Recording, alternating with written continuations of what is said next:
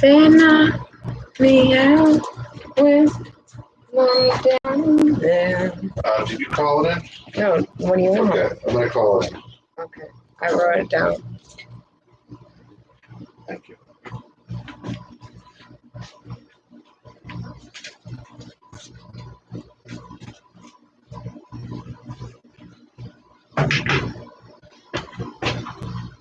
Oh.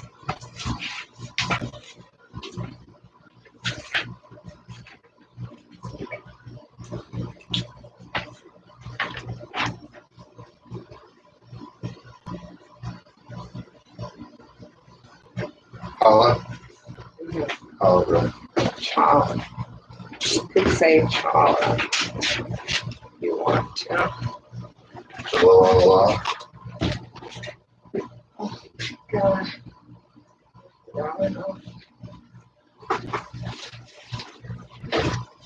Okay.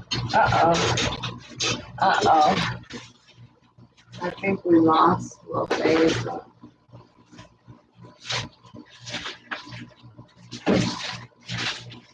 I think Will Babe is gone. You good? No. See him alive? Long time ago. Uh-oh.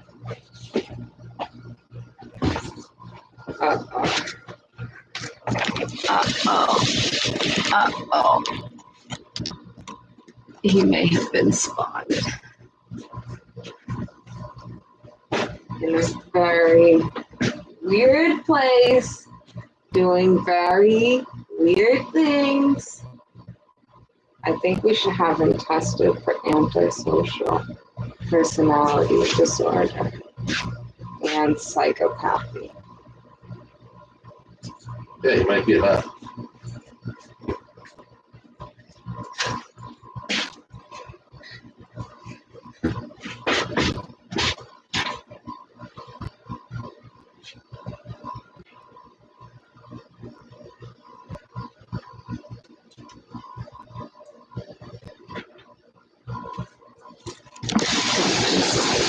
Very good chance of that.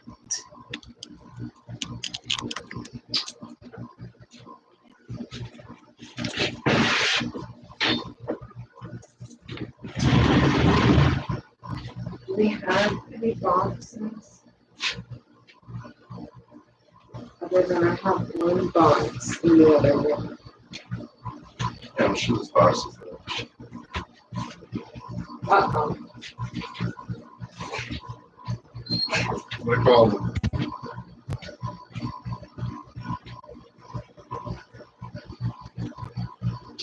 Okay, what? I don't know.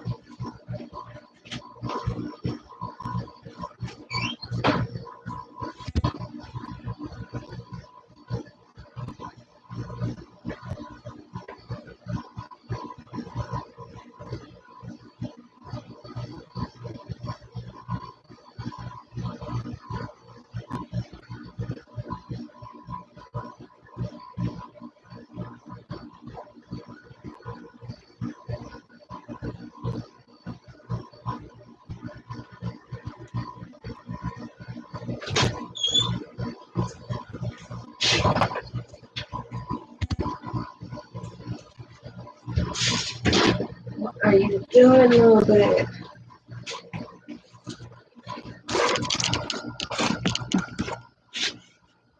I got change. I don't know about this look right here.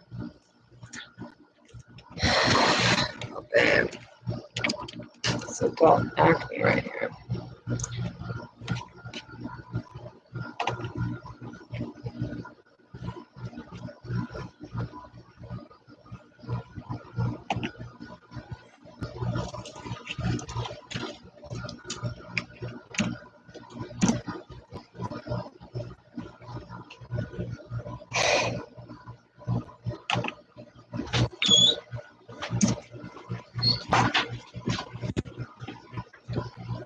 He knows that as long as I'm just afraid of him eating lead paint, but I don't think he has. This vacuum has HEPA filter. I can vacuum out and just so right now.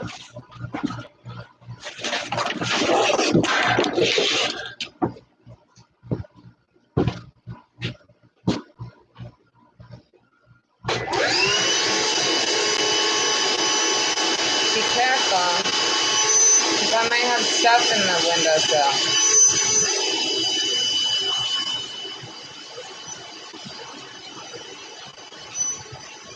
Thank you.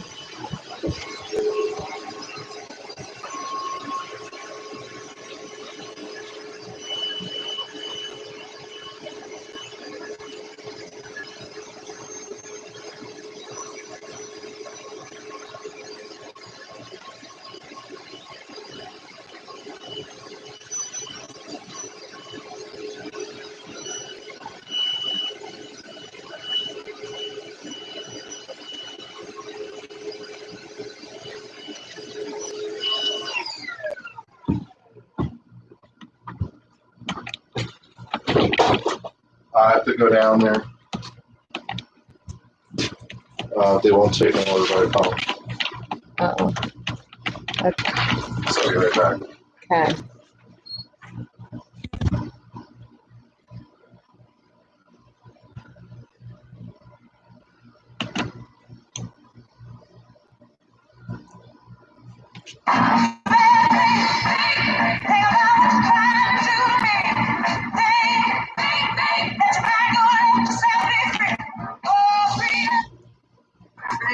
Do we have to soap ourselves? Yes. Oh, so much. I was just waiting for the line to die. Exactly. I thought this was like down an alley. It was the greatest dinner party in history. I thought we need to bring the lights down a little lower. I'm a little confused about the dinner party because I thought it was a marathon party. In fact, it's just a family style buffet. And there's no memorabilia about the marathon. I'd like to make a toast. I'd like to thank first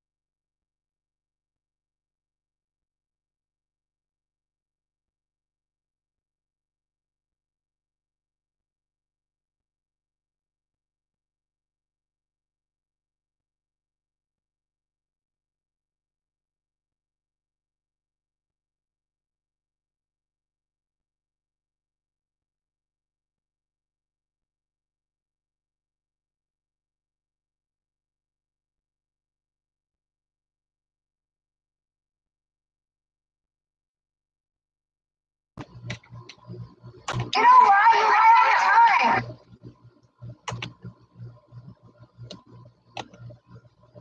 So in the Jeffrey Epstein story, yeah. So they will And say they convince themselves that, it seems like it was consensual. Okay. right. Maybe at least he had to keep some semblance of that, hey, these are just fun-loving younger girls, as opposed to like the young, healthy females to procreate with, because the younger, the more likely that except not too young, but within a range, the more likely that the fetus would survive into being given birth and blah, blah, blah. And, of course, the more the better, because that gives your seed more, Many debates. and this is about just body evolution and not cultural evolution. Clearly, we haven't evolved past women becoming fertile at around 12 or up. Meaning, that is a fact. That's when the bodies become fertile and capable of having a child. We didn't evolve past that. A small caveat is that seemingly in the past, girls would become fertile a little later because of different things that we're doing to people today. But yes, right. Well, let's say 15 or something. Right. Yeah. The point is definitely under the quote unquote minimum age for our society. Right. Okay. And similarly, boys started being able to produce sperm at around 12, same thing, on the onset of puberty, let's say 13. Okay, so we haven't biologically evolved to at 18, now we can have children. Okay, that's a fact. Second, we certainly didn't evolve for longevity survival. Like anyone past probably 50 or 60, our bodies did not evolve to survive well past those years. That's why it's sort of great when you see someone into their 80s, 90s, 100s, because it's wow, man, what are you doing right? So what I mean by that is certainly there were no evolutionary stages of how a 60-year-old male should be attracted to what or whatever. And clearly it is less risk to giving biological birth, not necessarily how much money you have and stuff like that, when you are younger and healthier. So when you put all those little ingredients together, I do think that there is something to probably, as anecdotally I can attest, and many males would anecdotally attest, there's probably a skew towards preferring younger looking females. And this might be true for females as well, younger looking males, right? Number one. Number two, there's probably a skew for being attracted to more than one person. Now, that's not the same as there's a skew for wanting to torture people, or there's a skew for wanting to imprison and lie and all these things, and there's a skew for having to have thousands and thousands and 3 a day. Those are not the same thing at all. They're not even in the same ballpark. Yeah, the evidence, according to what I have gleaned and what a lot of other sort of meta experts have concluded as well, is that we have a lot of drives going in a lot of different directions.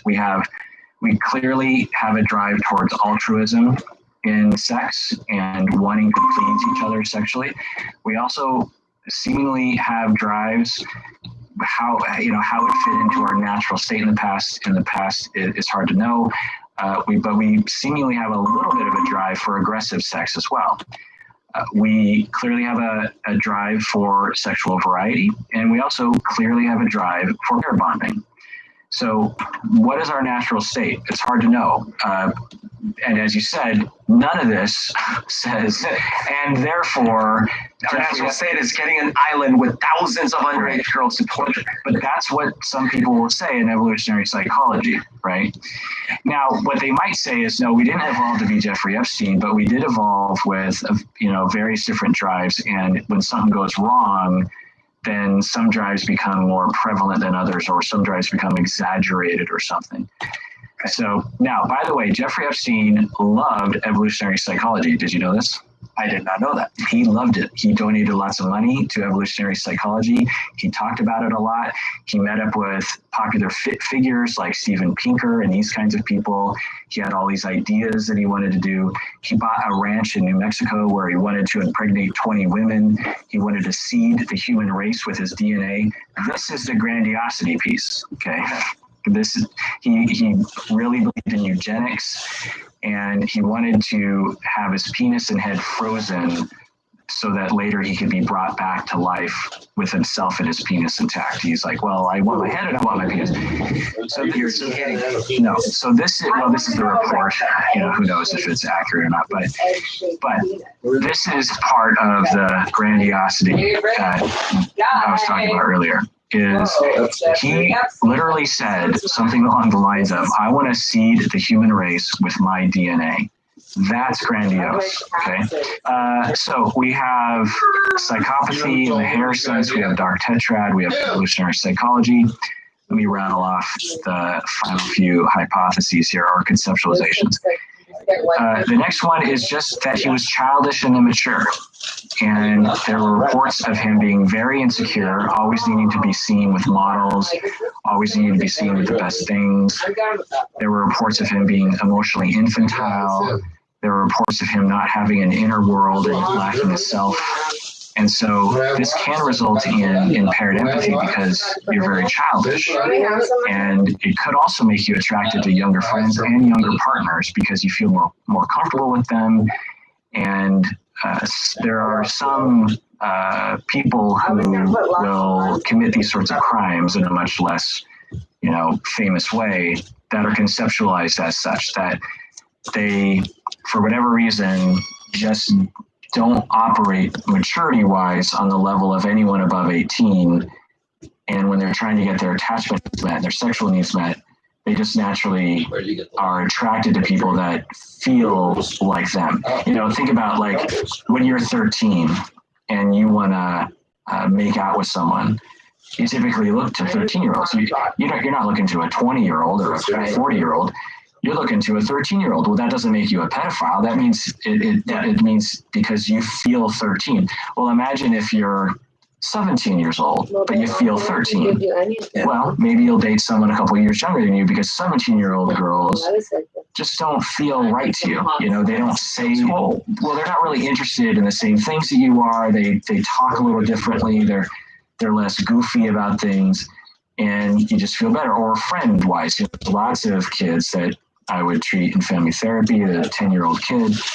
And when they played with other 10-year-old kids, it never went well. But when they played with 6-year-old kids, it always went really well.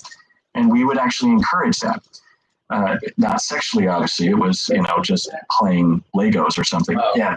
So that's another way of conceptualizing it. There's not a lot of evidence of that. And of course, that doesn't usually result in the full-on sex predator ring that he exhibited. But, it's one way of potentially looking at it. And that's the point. It's like none of these conceptualizations are quote unquote right. They're just ways of looking at it. You can make a case for any of these. The next one is compulsion, which we've referred to already. Essentially, it's like an addiction, and it's possible. It's possible that he just had an itch that he could not stop. Trying to itch, and similar to the way that you can get addicted to heroin or addicted to gambling or addicted to buying things. It just is this uncontrollable urge that you cannot control. There's some evidence of that, but we would have to hear from him, and we'd have to believe him that he would say things like, I tried to stop myself, and I just couldn't do it. I was sober for a month, and it felt so good, but then I fell back into it, and I was so ashamed of myself, and I couldn't stop. Ted Bundy actually kind of looked like this, when he went on that spree in Florida. It was the way that a heroin when they get a fix. He went on because the first number of people he killed, it was like one a month or something. I'm sorry. Two in a week, but it was never like 4 in 1 month. The way that and it's hard to tell with Epstein because he kind of never had a dry spell. Right. He was about to have a dry spell. Right. So we'd have to hear from him what it felt like to deny himself, and if he ever wanted to deny himself.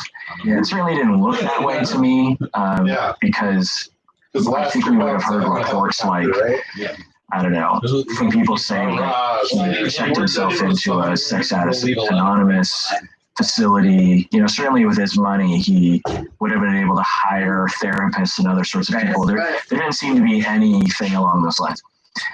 The other conceptualization is that there was something wrong with his brain. Certainly, there's some evidence that for some people, when they have a stroke or they have brain surgery, there are reports of people developing high-level compulsions post-injury to the brain. There's actually this one case, this guy, I think he had some kind of seizure disorder. He had surgery on the brain. And before the surgery, had never been attracted to kids. After surgery, total only attraction to children, and compulsively trying to predate on them. Oh, wow. And he would talk about it. He'd be like, I remember before the surgery, I did not have this urge, and now I cannot control myself. Now, some people would look at him and say, like, well, he always did, but he just is lying about it or something. But it stands to reason that when you have a brain injury or some kind of wiring disorder, all sorts of things could go wrong, including this. We just have no way of measuring this because we don't have a way of measuring the brain. Was he in any accidents that we know of?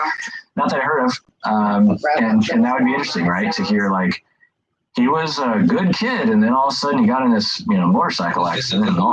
But you hear other things too. You hear other personalities. So here's my conceptualization, very loose conceptualization, speculative, based on what I know. Risers that you're not supposed and it's to several do different things. It's with an air 5 different things that led up to what computer we saw.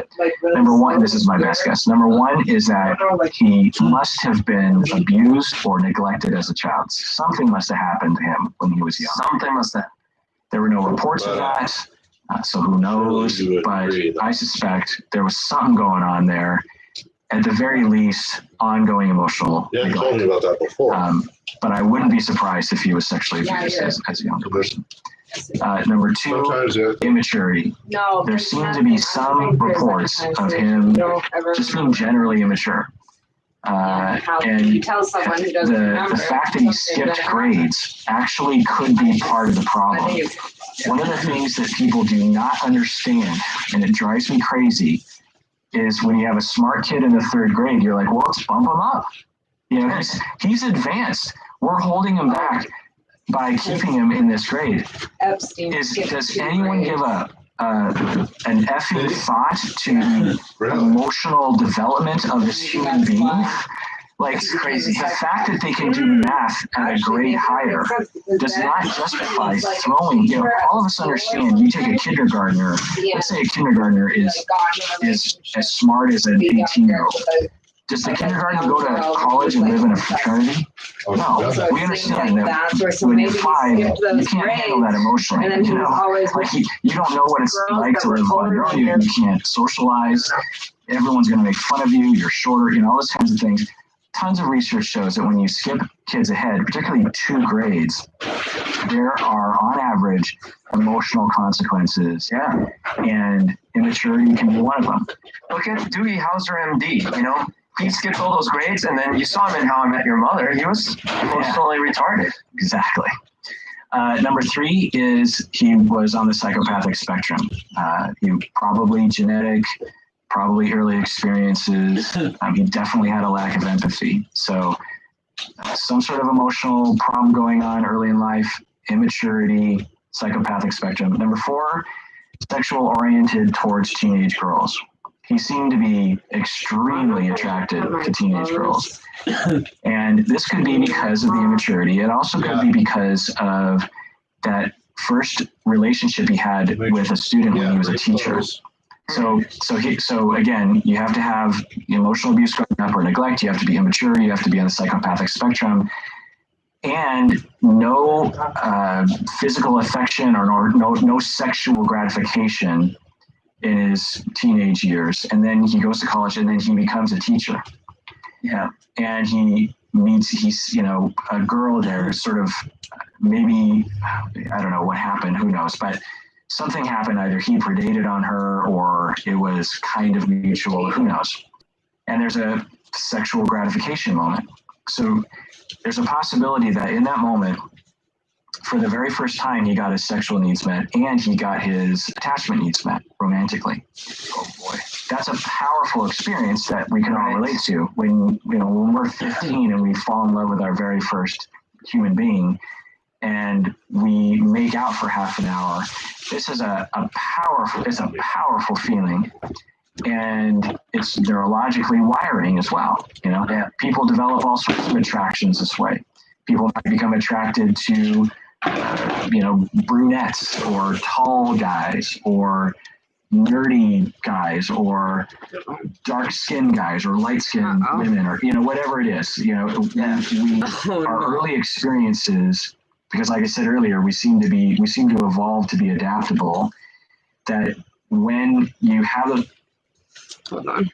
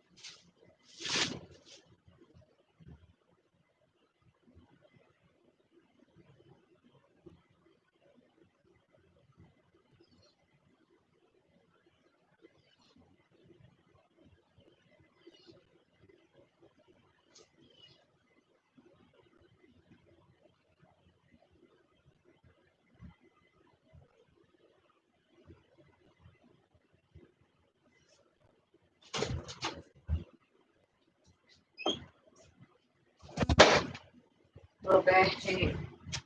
Little babe. Those early experiences, it encodes in your sexuality. Associate everything about this person with sexuality from this point forward. It seems to make sense. So maybe when he is 23 years old and having sex with this 16-year-old, and it was the first time he'd have those feelings, it locked it in for him, right? But again, you have to be in the psychopathic spectrum to do what he did later. You have to be abused growing up. You have, immature. And then the last factor is entitlement. So this was later. There weren't reports of him predating on younger people until he had the power to do so. So let's say Jeffrey Epstein doesn't succeed in the stock market and never becomes filthy rich. What would he have done? It's possible that he never would have victimized anyone aside from the student or he would have done it once or twice and then said, "Oh, I got to stop this," or else. Same with like the Weinsteins of the other, Right. It's like they were probably going to be bad people in relationships, probably going to abuse a few people, but then they were given an opportunity to do it at a massive scale. Right, and that's the part of it that we cannot ignore and almost is ignored. And I think something that you and I can offer the podcast world, which is you cannot have Harvey Weinstein, you cannot have Bill Cosby, you cannot have Jeffrey Epstein without the society that we live in. It's just that. So if we want to answer the question, what was wrong with Jeffrey Epstein, our society is part of it.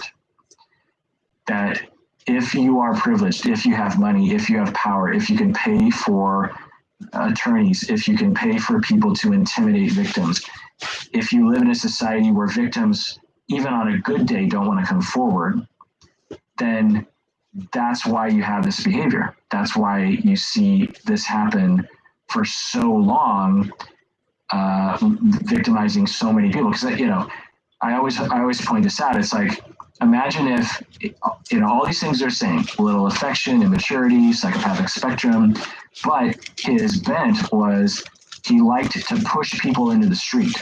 That was his fetish. he just couldn't control himself. He just desperately wanted to push humans into the street to maybe get run over by a car. The very first time he pushes someone into the street, they stand up and they call the cops. He is going to be prosecuted. They're like, well, and they're witnesses, right? Because that's the thing. Jeffrey Epstein, it wasn't like you just had random 15-year-old girls coming forward and saying they were being abused. There were multiple people that were like, yes, I saw it happen. I drove her to I saw him do X, Y, and Z. And so, he pushes someone in the street and the victim stands up. It's like a, 35-year-old white guy, and some other woman saw it too. They go to the police. He's prosecuted. End of story. Yeah, to an extent, right? Money then still takes over. So yeah, you kick someone out of your house. They're on the street. Yeah, so power and fame and attorneys definitely play a role. Yeah, but our society also plays a role. Yeah. The fact you're right about the sexual stigmatization. Yeah, and the lack of response from many police. I just think that at some point, to bolster your point, not only is it bad on the sexual side of stuff, but then it extends beyond that too, because then we start excusing all sorts of bad behavior because you're wealthy. And then it helps occlude the abuse, It's as an example, if you see here's the thing, like the sexual stuff, if this had happened 10 years ago, in fact, it tried to happen 10 years ago and it tried to happen 20 years ago, right? But it wouldn't have gone anywhere. We know it wouldn't have, because you have even Donald Trump talking to Howard Stern going like, oh, he throws lots of parties. Many of those girls are young. Wink, wink. And that's it. Yeah. Meaning like, you know what I'm saying. Wink, wink. Harvey Weinstein, it was all basically out in the open. Right. And this would have been a very common response from a lot of people, just like, they might not even agree with it, but they'll still go like, wink. And then it extends to a lot of things, right? Because it's like, how did he get his jet? Like, I think he swindled someone, wink, wink. And like, how did he do this? And that's kind of what I was getting at earlier, or when I talk about like these people that defraud people and stuff. It has nothing to do with sex or whatever, but like we let people get away with stuff because they have enough power and money. Yes, and they should not get away with it. Us as a society should be reacting against this. And there's so many reasons why we don't, that we don't have time to go into. Let me ask you a question, Berto. Did he kill himself? I don't think he would have killed himself. Are you taking pictures? He was probably off. That's what you think? I would put money on he was off. So you don't know. That's what you're saying. I don't know. Right. He's like such a liability. Like, why? If I were that kind of person with that kind of power, and I could, and there seems to be a lot of shady indications, why would I let him keep living? Like, Yeah, so let's look at indication of homicide. And this is just, and again, if you're a super fan, you know more, but this is what I picked up from the internet. Both guards fell asleep. It happens. Yeah, it People does. get sleepy. It does, but that's pretty odd. And when I first heard that, I was like, well, okay. But then I heard that their job was to check on the prisoners every 30 minutes. So it's not like they were just sitting in a guard booth for 8 hours and filtering. Their job typically involves doing rounds every 30 minutes. That means you're on your feet probably half the night. So that's interesting. Multiple cameras malfunctioned. Yeah, not just one camera. You know how Windows 95 goes blue screen on you? Yeah. The bone in the neck was broken, which is more commonly broken during strangulation. Also, another thing that someone said on the internet was, why wouldn't he at least try to make a deal with prosecutors? Because the prosecutors would have loved to have gotten others, right? Prince Andrew, for example. And if he was such a master manipulator, why didn't he at least try to make a deal? Because there was probably, at least his lawyers were probably putting that forward, like, hey, maybe there's something we can do here. Also, as you were saying, there were a lot of powerful people who needed him to die. high-level politicians, potentially, at the highest level, public officials, judges, police officers, filthy rich individuals who have the ability to pay sort of, people, royalty, this kind of thing. There were so many people. If there was ever a conspiracy, if there was ever an ability, if there was ever a murderer that people had the ability to,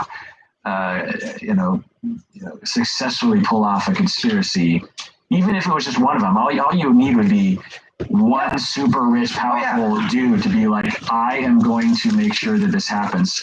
These are the conspiracies that I have no trouble believing, because this isn't like, a massively organized, millions of people involved conspiracy like Flat Earth or something. This is like, it happens all the time. First of all, this happens all the time. Mobsters off witnesses all the time. In Colombia, it was a sport. Like, it happened constantly. Right. So for me to believe that, like, this one time with this very high profile thing that was with it's probably, come on. It's just silly. Now, could it have been? Right. Yeah. So the conspiracy, you have the super rich guy's assistant, because I have a hard time believing the super rich guy would do the dirty work. The assistant goes to the two guards and says, we are going to, if you play ball, you'll not only, you're going to get all sorts of riches, all sorts of good things. If you don't, we're going to kill you and your family. So you make a choice. And then those two guards are like, I guess we have no choice. That's a good point. They could have been the ones that killed. Right. Or like you said, they could just fall asleep and let someone in, that kind of thing. So maybe the fifth person. But so the conspiracy is possible and more believable to be possible, given that you only need like a handful, a dozen people, a blood oath to stay quiet, and none of them have any reason to come forward. Okay. Faking a landing on the moon, keeping knowledge of flat Earth would involve millions upon millions of people spanning eras of our society, by the way. Okay. But let's talk about indication of suicide. Days before his death, he was found injured and semi-conscious at 1:30 a.m. on the floor of his cell with marks around his neck. So if he was murdered, why would they almost kill him a few nights before? That's a good point. And then fail to follow through with it. But I have a theory, which is that, you'll make it look like he was trying to commit suicide. Okay. But then why didn't he say something? Because he's too afraid. Because they're like, you better not talk. They made it look to him like they were intimidating him to not talk. He's like, of course I'm not going to say anything. But if you're the murderers, why would you take that chance? If you had a chance to wring his neck one night, it's much more likely to me that that's evidence of a suicide, and that you'll see people, especially when they have lack of access to a means, they will fail a few times because they don't have the ability to pull it off. The medical examiner, New York City medical examiner, concluded that it was suicide. Now, again, you can wave that away by saying it was part of the conspiracy or whatever, but we have that. He might have been terrified of going to prison. There are reports of him paying other inmates to not hurt him. He had a lot of reason to believe that he had a lot of reasons to believe he's going to prison. And he had reasons to believe that he was going to get hurt, that someone was going to get him, right? Either sooner or later, something bad was going to happen to him. One, if he was trying to freeze his head and his penis, better do it when he's young. Yeah. Ish. Also, guards fall asleep sometimes. I was a security guard. I wasn't a security guard in a prison, but I was a security guard for a number of years in college, and I'm here to tell you that guards sometimes, have issues with their sleep. So, suicides happen frequently in prison, regardless of efforts to prevent it. It's actually a big problem in prisons. And he absolutely knew his fate. And it's not uncommon for predators and perpetrators of this sort of crime, particularly, to kill themselves, or at least to think about suicide when they are in this sort of situation. They're just like, I'm not only done with my life, this is going to be humiliating. Once all this comes out, as it already sort of is coming out, not only is my life over, but my entire image is over. No one's going to want to talk to me. There's nowhere else to go than to kill myself. And so He's been to jail before. 2 years he spent in jail because of the same shit. But this time there was a lot of reasons to believe that his life was over. He was going to go to prison for the rest of his life. And the first time he went, there was a lot of hope of him getting out, because he did get out. You know, it was well before all the news was coming out, well before Me Too, well before Harvey Weinstein was coming. So Trump had just pardoned him. Yeah. So there is evidence of suicide. It's not unreasonable to believe that he did kill himself. And so the other story is that he killed himself and he paid off the guards. That he wanted to die, and he said, "Look, guards, I will put millions of dollars in a trust fund available to your kids. Or if you don't let me do this, I'm going to kill your kids.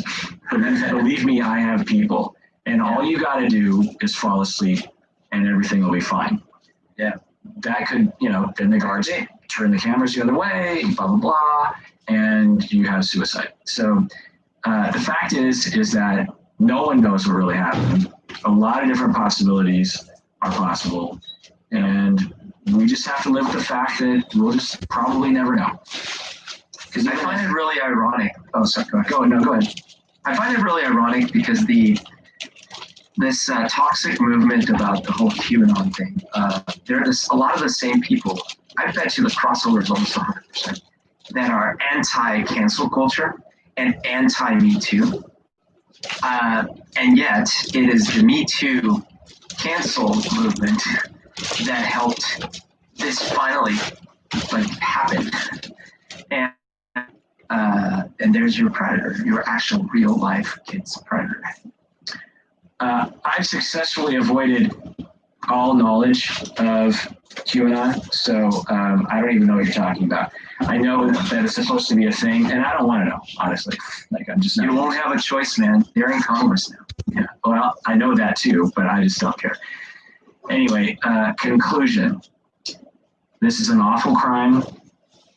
Many victims, hundreds of victims. He got away with it because of our society, because of white privilege, because of rich privilege, because of systemic problems in our legal system, because of victim stigma, because of sexism, because of, I don't know, just so many. He was a monster human being. There's just no doubt about it. Regardless of what DSM diagnosis or any kind of psychological assessment, he was a perpetrator of extreme evil acts every day of the last 30 years plus. Every single moment of his life and being was either in orientation towards that evil or covering it up. Yep. And we need to change our system so that we can catch the others that are still out there. And believe me, there are ones at the top, there are ones in the middle, and there are ones at the bottom. There are regular Joes who are plumbers who are out there doing this sort of thing. There are women who are out there doing this sort of thing. There are people who are CEOs and doing this kind of thing. At every level of society, there are people getting away with this because of our society and our lack of response to them. And if you want to not have these Jeffrey Epsteins out there, then we have to raise awareness for it. We have to talk in ways that allow victims to feel like they can come forward. We have to have legal systems that actually are careful when victims do come forward, because it's going to be hard for them to come forward. We have to protect them from cross-examination and humiliation procedures that involve stripping naked and having cotton swabs go places, this kind of thing, unless they want it to happen that way. There's so many different things that need to happen. We need to allow victims to have a voice and to spread the word of what they went through. For every Jeffrey Epstein, we need 100 victims who and survivors who are able to be glorified and given a medal for what they went through and how they came forward. You know, we need to, the heroes of our society need to be those who were the whistleblowers, the journalists who took a chance, the lawyers who took a chance, the police officers who took a chance, the judges who wouldn't allow themselves to be paid off. These are the heroes in our society, and these are the heroes that we need to be holding up. But it's awful, you know, especially if you're watching the documentary, these stories are just horrific. The abuse that these young people went through and the long-term damage that this does to their sexualities, sometimes to their trust in other people, to their self-esteem, and then the way we respond to them compounds the problem. We have a problem, and the vast majority of the time, it's not a conspiracy. The thing that Jeffrey Epstein did with Ghislaine Maxwell and the others, it wasn't a conspiracy, really, because it was almost, as Brooke said earlier, it was almost basically out in the open. Yeah. They recruited from high schools. It was well known, like, oh, you know, Jenny, she has this rich guy who you can have sex with. You know, there were dozens of girls at a local high school, I think it's somewhere in Florida, was it? Where, yeah, all the girls knew, yeah, if you want to make $100, you quote unquote massage this rich guy that lives up, you know, in the rich neighborhood. You want to make $100, and you know, some of the girls did it and some of the girls didn't. And that's not a conspiracy. Yeah, that's just opening up, you know, a 7-Eleven on the side of the street and just waiting for people to come, you know. And then when the girls did tell the people, or when the older sisters or the parents reported to the police, nothing happened, or very little happened. And what is that? Anyway, final word, bro. You know, there was a story in there about, I think it was for his birthday or something. They flew 2 12-year-olds for France. That was that bit of the story was probably the worst part for me, because I was thinking that in an instant, these girls' lives were trashed, you know. And, just that concept, I think. How you'd be as a parent, as a grandparent, as that person, that family, that these people with power can basically subvert the entire rest of the lives of these girls. Permanent. And it's just monstrous. Everyone out there, please take care of yourself, because you deserve it.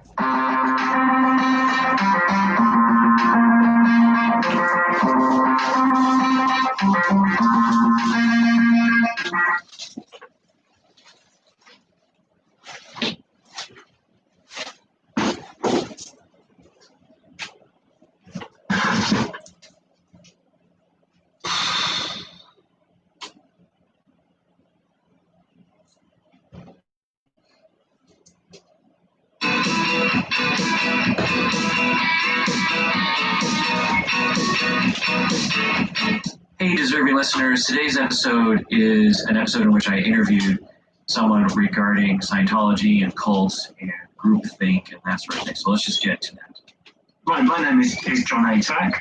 What slim reputation I have perhaps hinges on a book called Let's Sell These People a Piece of Blue Sky, which was originally published in 1990 and is the only detailed history of the Scientology group and its founder, Ron Hubbard.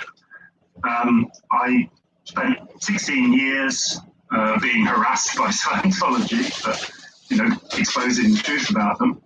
And I sort of retreated from that after about the 10th court case 20 years ago, and put my time into understanding group dynamics, because, you know, and while a lot of people in the counter-cult world will talk about mind control, this knows a term of art, they are also keen to let people understand that probably about 90% of what happens in the group is quite normal. They're normal social dynamics.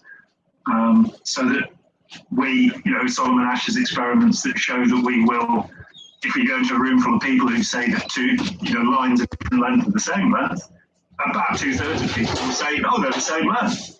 Milgram's experiments, Zimbardo's experiments, Muzaffar Sharif, lots of brilliant people in the 50s and 60s did work that you would now question ethically because some of the things they did were a little bit strong, but they did reveal that there is a sort of a groupthink, an urge towards obedience in human beings. And our education system unfortunately promotes this. My good friend Ira Chalef last year published a book called Intelligent Disobedience. The title comes from the training of guide dogs. You can, you want a guide dog. If you're walking along and you're blind and you have a guide dog, you don't want to look into things. So you may tell the dog to do something. The dog has to be able to intelligently disobey. And Ira's question is, why aren't we teaching children to intelligently?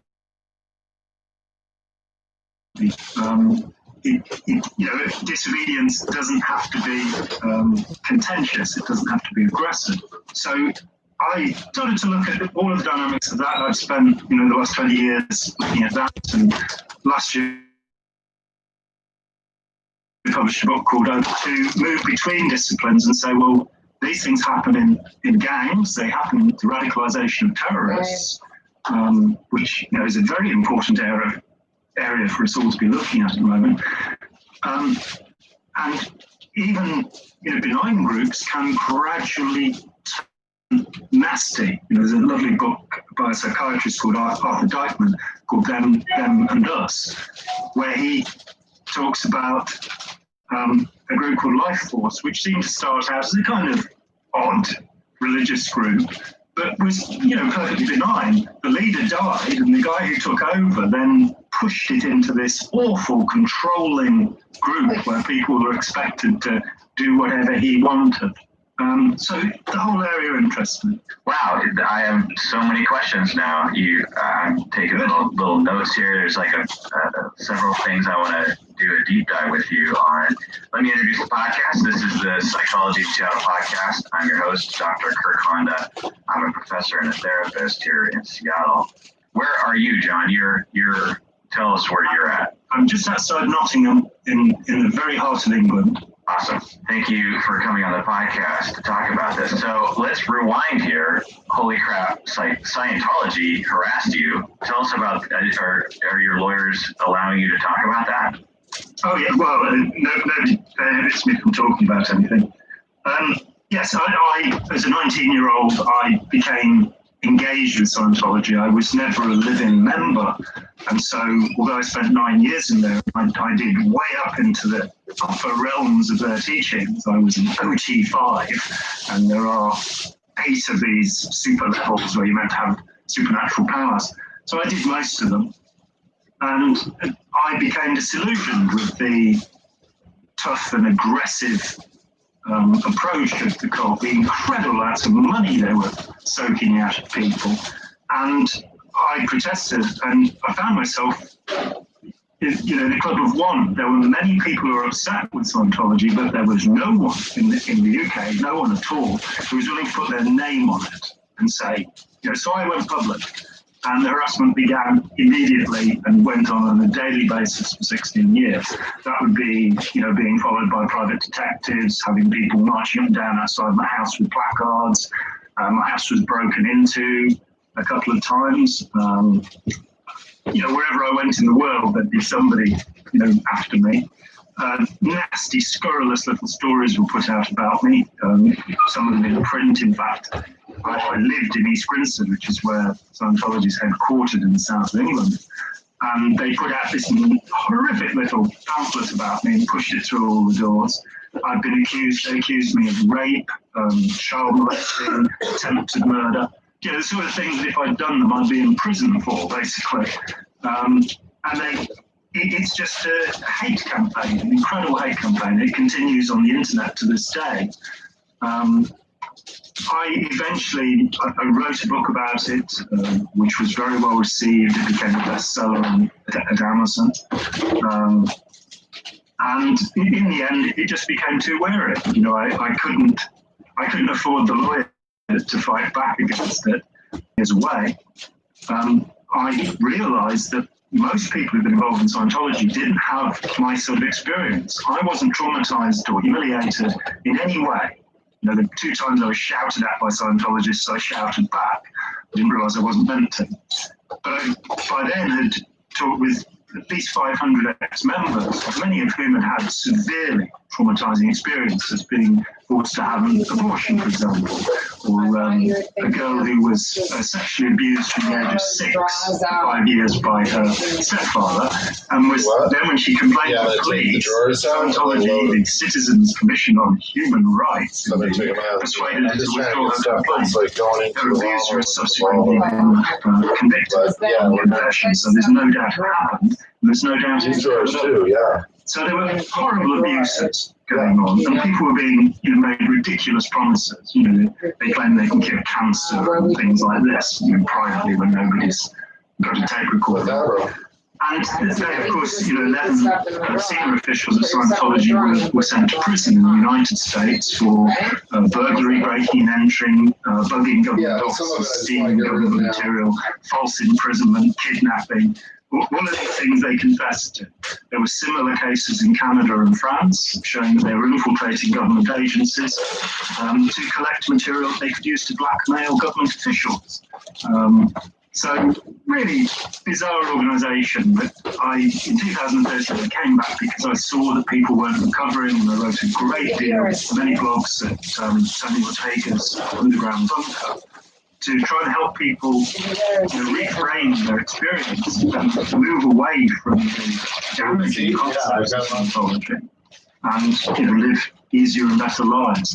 I did that for a couple of years, and then 2.5 years ago I met this wonderful guy, Dick Kelly, and along with Steve Hassan and a few other people, we sat down and dreamed this project called the Open Minds Foundation, which we now have foundations in the UK, the US, and Holland. We have one coming on in Belgium as well, with the idea of spreading information about social psychology generally. We'd like people to know what cognitive dissonance is. We don't understand why children aren't taught that when your beliefs are challenged, your beliefs tend to get firmer. The better the evidence, the more people reject it.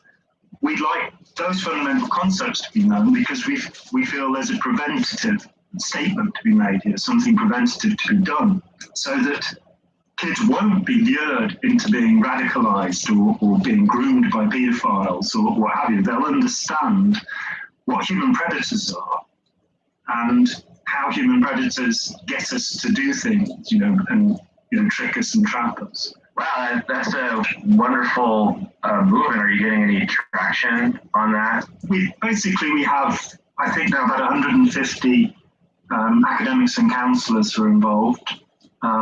We have a very good relationship with the International Cultic Studies Association, where we have people, we have material about recovery and we'll be developing that, but our main focus is on prevention, not on cure. We've gathered quite a lot of people, and we're just about to launch a new website which seeks to be a primer on the subject. It seeks to tell people about the subject, rather than selling them on the subject and getting them to fund us. It seeks to just go out there and help people. And largely, the work we do is free.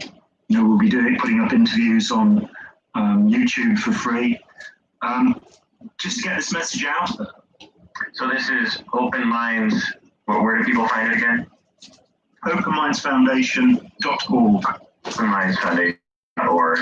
And your mission is to help people recover from these experiences and to educate people to prevent people from being subjected to these abuses. Am I putting that right?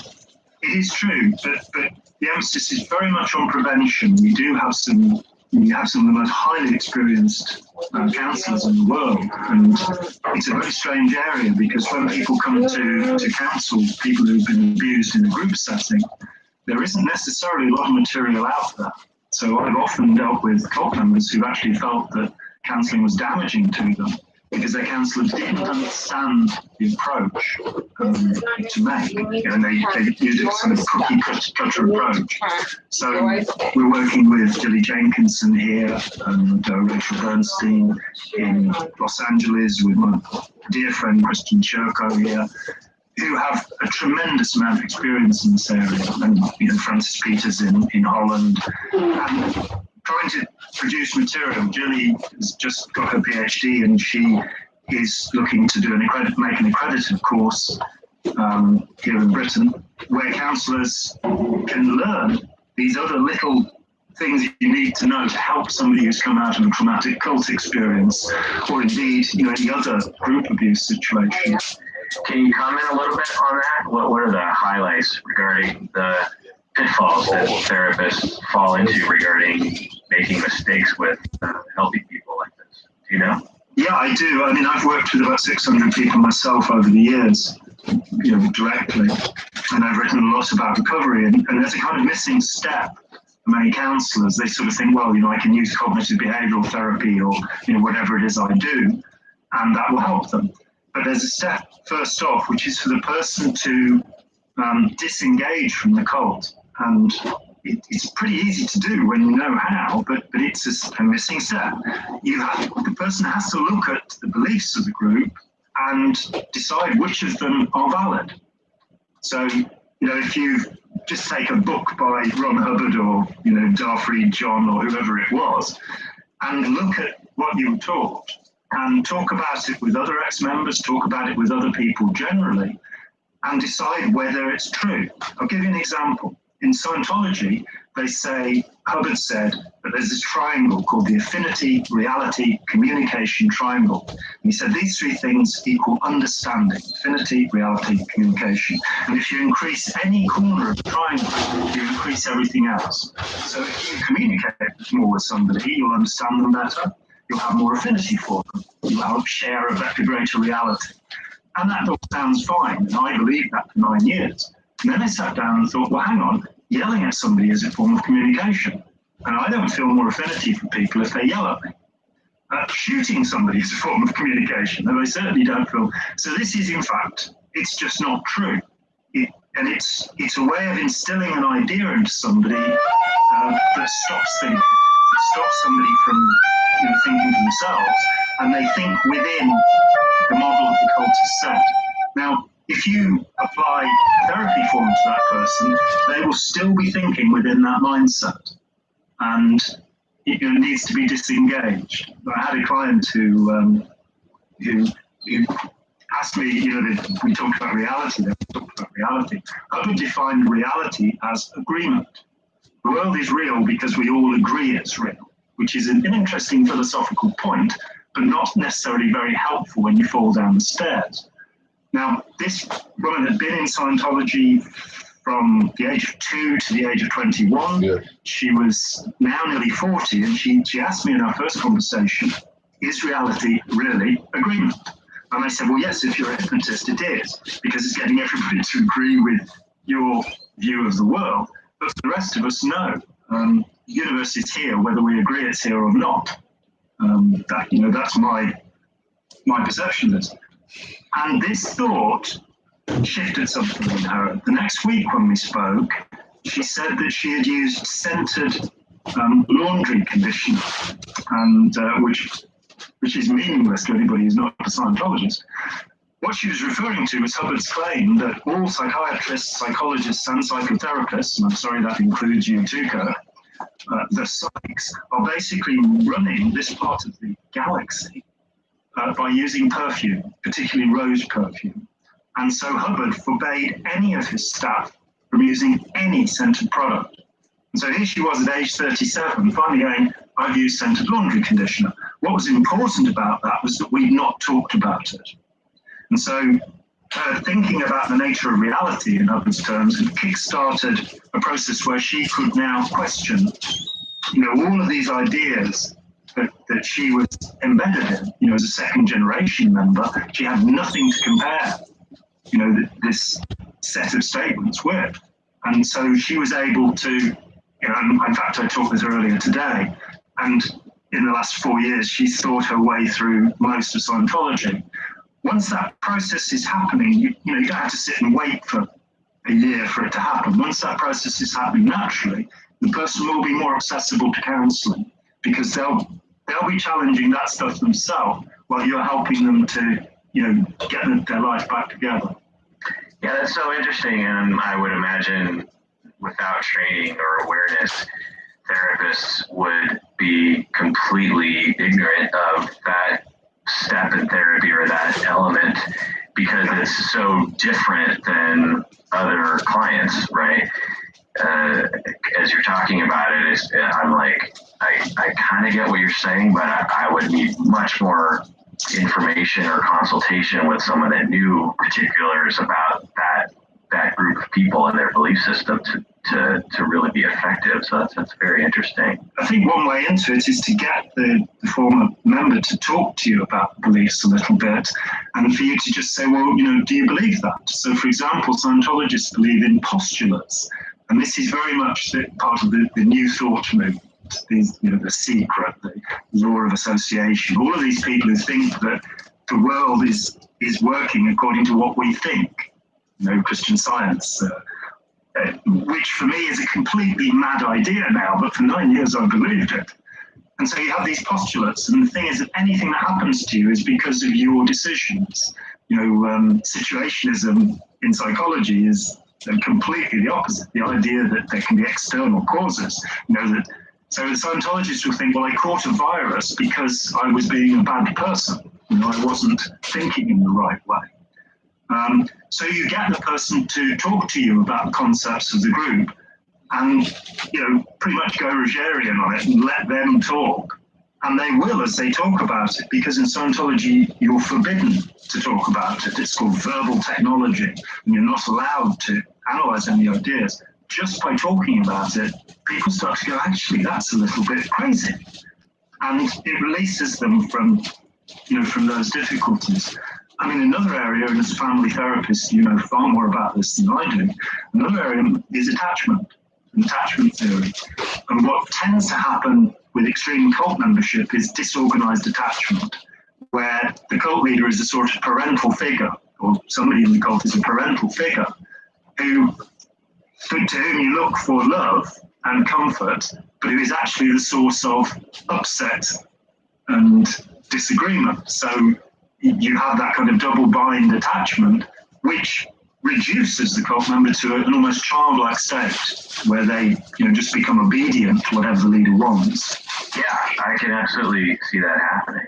And I've seen it actually in real life. It's a terrifying state to be in, to just be beaten down to that scared, reactive, obedient position, and that's where they want you, right?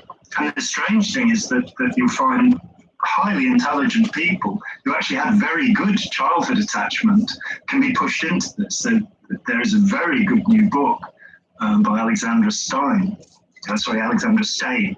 S-T-E-I-N, called Terror, Love and Brainwashing.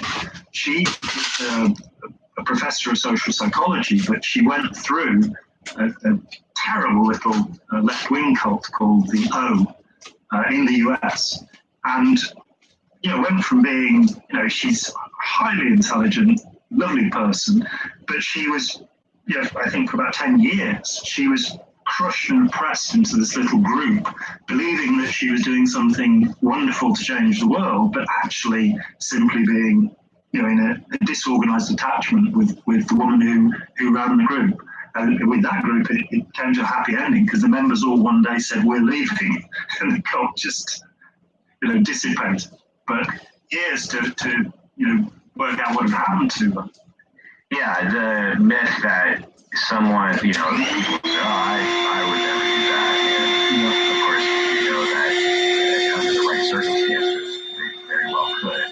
Of course, people who have been abused and mistreated and have more insecure attachment styles are probably more vulnerable to these sorts of effects, but everyone is ultimately vulnerable.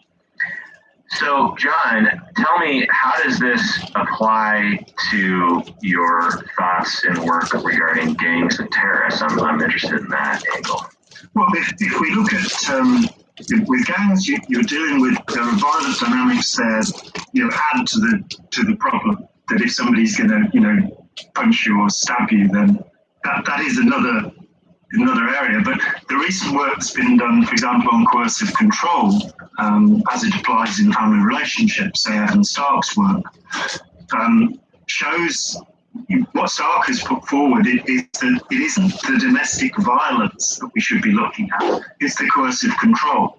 Because the domestic violence is what happens after the coercive control. In the UK, we actually have, it's a criminal act now, coercive behaviour within an intimate relationship. And there's some contention about that, but the statute's been with us for just over a year. There have been over 60 prosecutions, and men have been sent to, and thus far it's only been applied to men, and men have been sent to prison, not for domestic violence, but for completely controlling the life of an intimate partner. And I must say it does happen the other way too, and it happens in same-sex couples as well. That notion of coercive control within a gang, you have the coercive control and the violence. When you look to radicalise even terrorists, there's a fascinating division. There's a book called Driven to Death by Al-Marari, who's a professor in Tel Aviv. I think he's allied to Yale as well. And he has spent the last 35 years interviewing failed suicide bombers and the families and friends of successful suicide bombers, if successful is the right word to use about such a terrible thing. And he's come to the conclusion, which is generally accepted, that you're not dealing with mentally ill people, you're not dealing with particularly weak people. Among bombers in Israel, in Palestine, there is a higher level of dependent personality disorder. That much he found. But there's a really interesting thing to me, and that's the difference between kind of cult and culture. If you were born in Palestine and you are part of the experience of life there, then you're not joining a cult, you're not being radicalized. Because at the age of 2, you may well have been taken along to a photographer and had a little toy suicide belt put on to have your photograph taken. You will have seen images of Shahada, martyrs, on billboards all around you. These people are praised. So the culture has actually moved into doing this. Whereas if you look to radicalized terrorists in the West, Mohammed Atta or through the whole slew of Western terrorists, they tend actually to be, they're not part of a culture, they have been radicalized.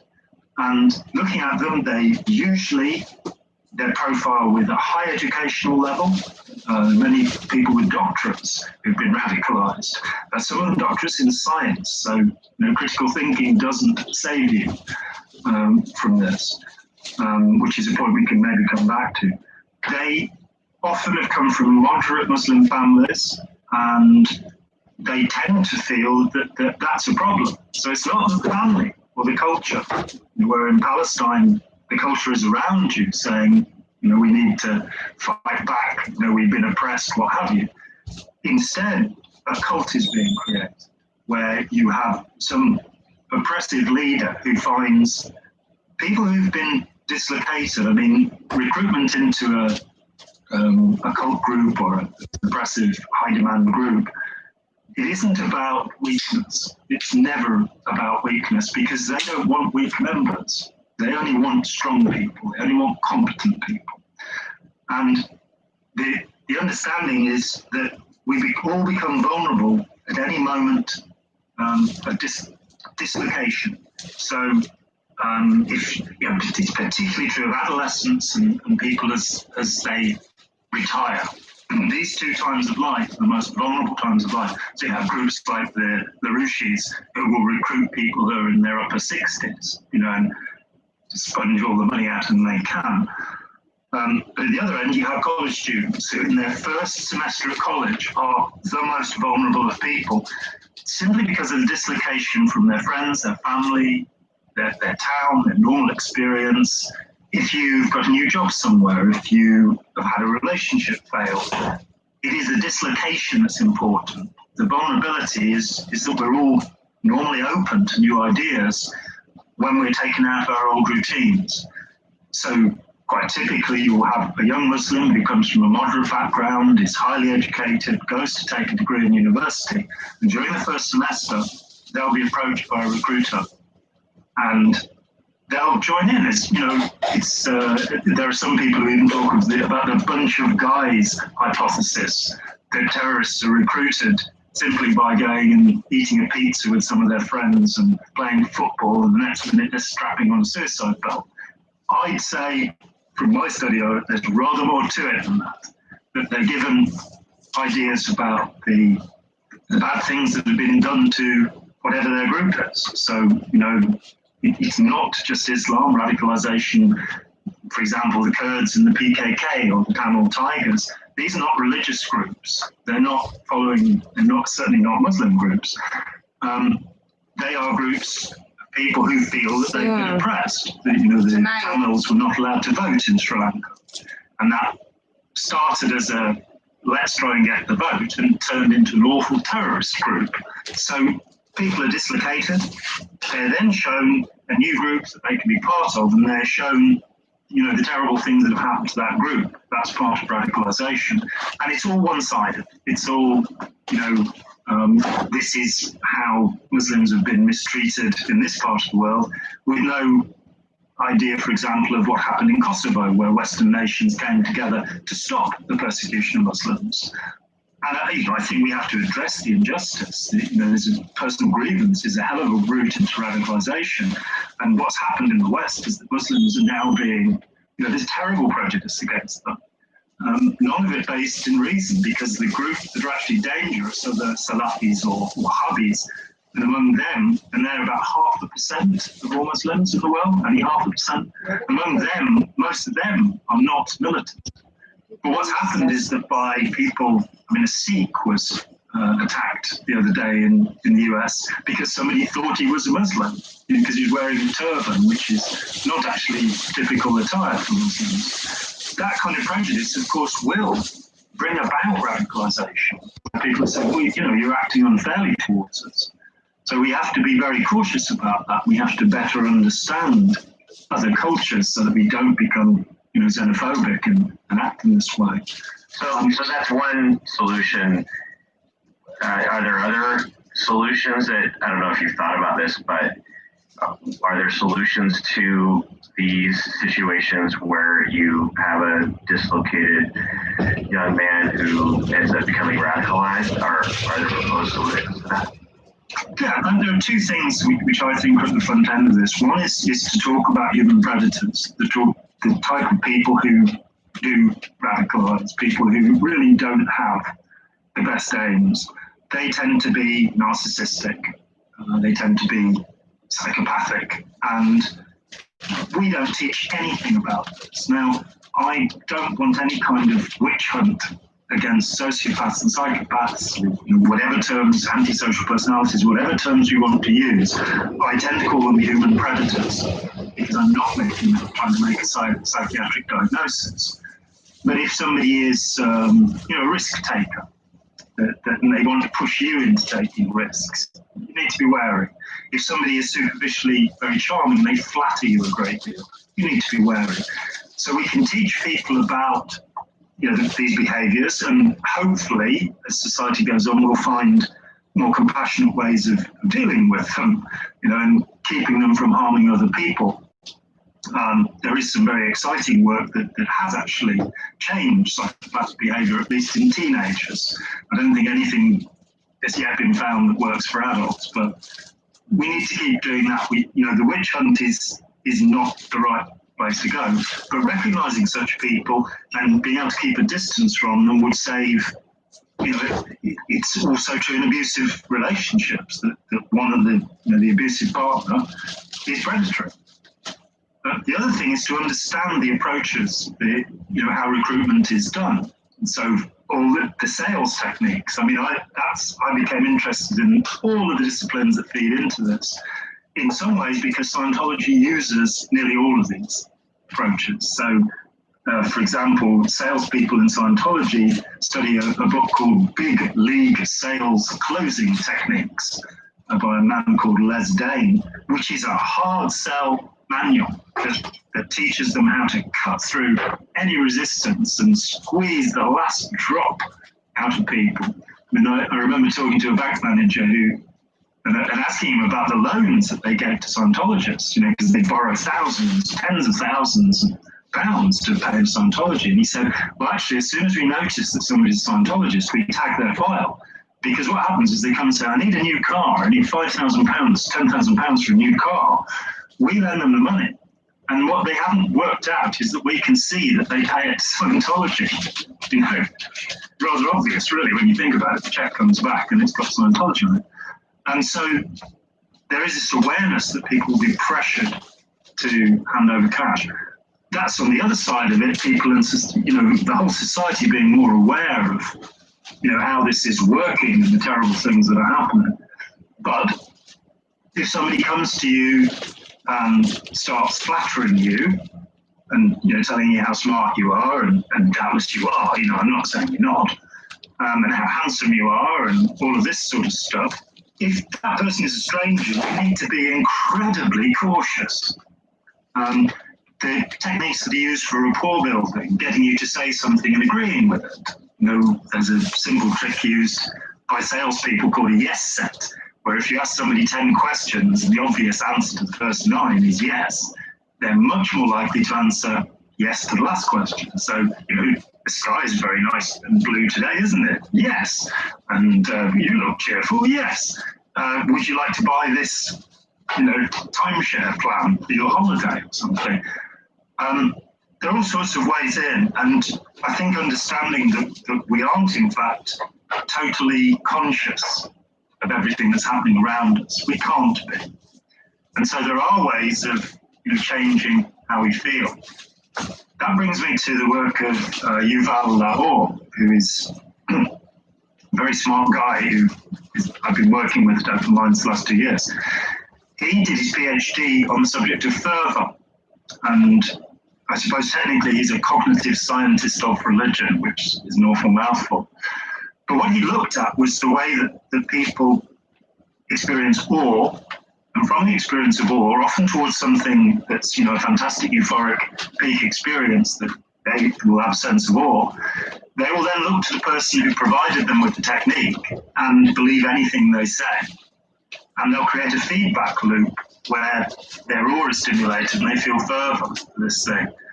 I must say, I've been working with them for a couple of years now, that this is an amazing new tool to look at how it is that we believe these things. So, for example, in Scientology, you'll be given a drill called Training Routine 0, where you sit and stare at somebody. They say confront, and they don't like the word stare, but you have locked on eye contact with somebody for some hours. The training manual says for some hours. Now, if you've never meditated or stared at something for a long period of time, you won't know about the Ganzfeld effect, which is well documented, where you will start hallucinating and you will go into a peak experience that they will have a sense of awe. They will then look to the person who provided them with the technique and believe anything. And so there are ways of changing how we feel. That brings me to the work of Yuval Laor, who is a very smart guy who I've been working with at Open Minds the last 2 years. He did his PhD on the subject of fervour, and I suppose technically he's a cognitive scientist of religion, which is an awful mouthful. But what he looked at was the way that people experience awe, and from the experience of awe, often towards something that's a fantastic euphoric peak experience that they will have a sense of awe, they will then look to the person who provided them with the technique and believe anything they say. And they'll create a feedback loop where their awe is stimulated and they feel fervour for this thing. I must say, I've been working with them for a couple of years now, that this is an amazing new tool to look at how it is that we believe these things. So, for example, in Scientology, you'll be given a drill called Training Routine 0, where you sit and stare at somebody. They say confront, and they don't like the word stare, but you have locked on eye contact with somebody for some hours. The training manual says for some hours. Now, if you've never meditated or stared at something for a long period of time, you won't know about the Ganzfeld effect, which is well documented, where you'll start hallucinating. And you will go into a kind of trance state, if you like, an altered state, where you'll feel euphoric, colours, perceptions heighten, typical effects of hypnotic trance, in fact. If you've never experienced that, when I came to Scientology, I'd studied Zen meditation. And so it didn't mean anything to me. I knew that faces melt when you stare at them for a long time. And colours move around because the brain is desperately trying to fill in and make sense out of an immobile world. But if you don't know that, then you can think something fantastic has just happened, something really wonderful, and you'll attribute that to Scientology, not to staring. And so you'll then believe the other things and be willing to pay money to follow them, until eventually you'll be told that 75 million years ago, all of the bodies of beings in this sector of the galaxy on 76 planets were rounded up, and their spirits were extracted and dropped into volcanoes with hydrogen bombs, where they were implanted for 36 days with images of the future. And you are actually composed of millions of these little beings. And you'll end up paying, that's in fact, I've just revealed the third secret level. It goes on to the fourth, the fifth, the sixth, and the seventh. All of them are about getting yourself separated from these little body thetans, these little spirits. And the point is that it all started with you staring at somebody and feeling a little bit high. Yeah, I see the exact same thing in psychotherapy and actually in education. I see colleagues of mine, and I guess I've been somewhat guilty of it myself at times, will create for clients or students a emotional experience that is very intense, and then proceed to sort of recruit those people into their circle for their own means. So, and some of the colleagues that I work with, I think ultimately it's a good thing.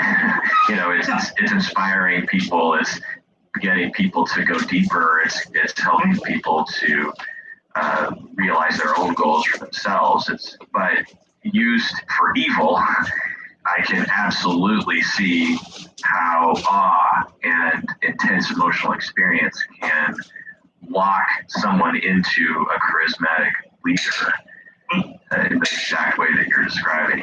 Yeah, and what you say is right and true.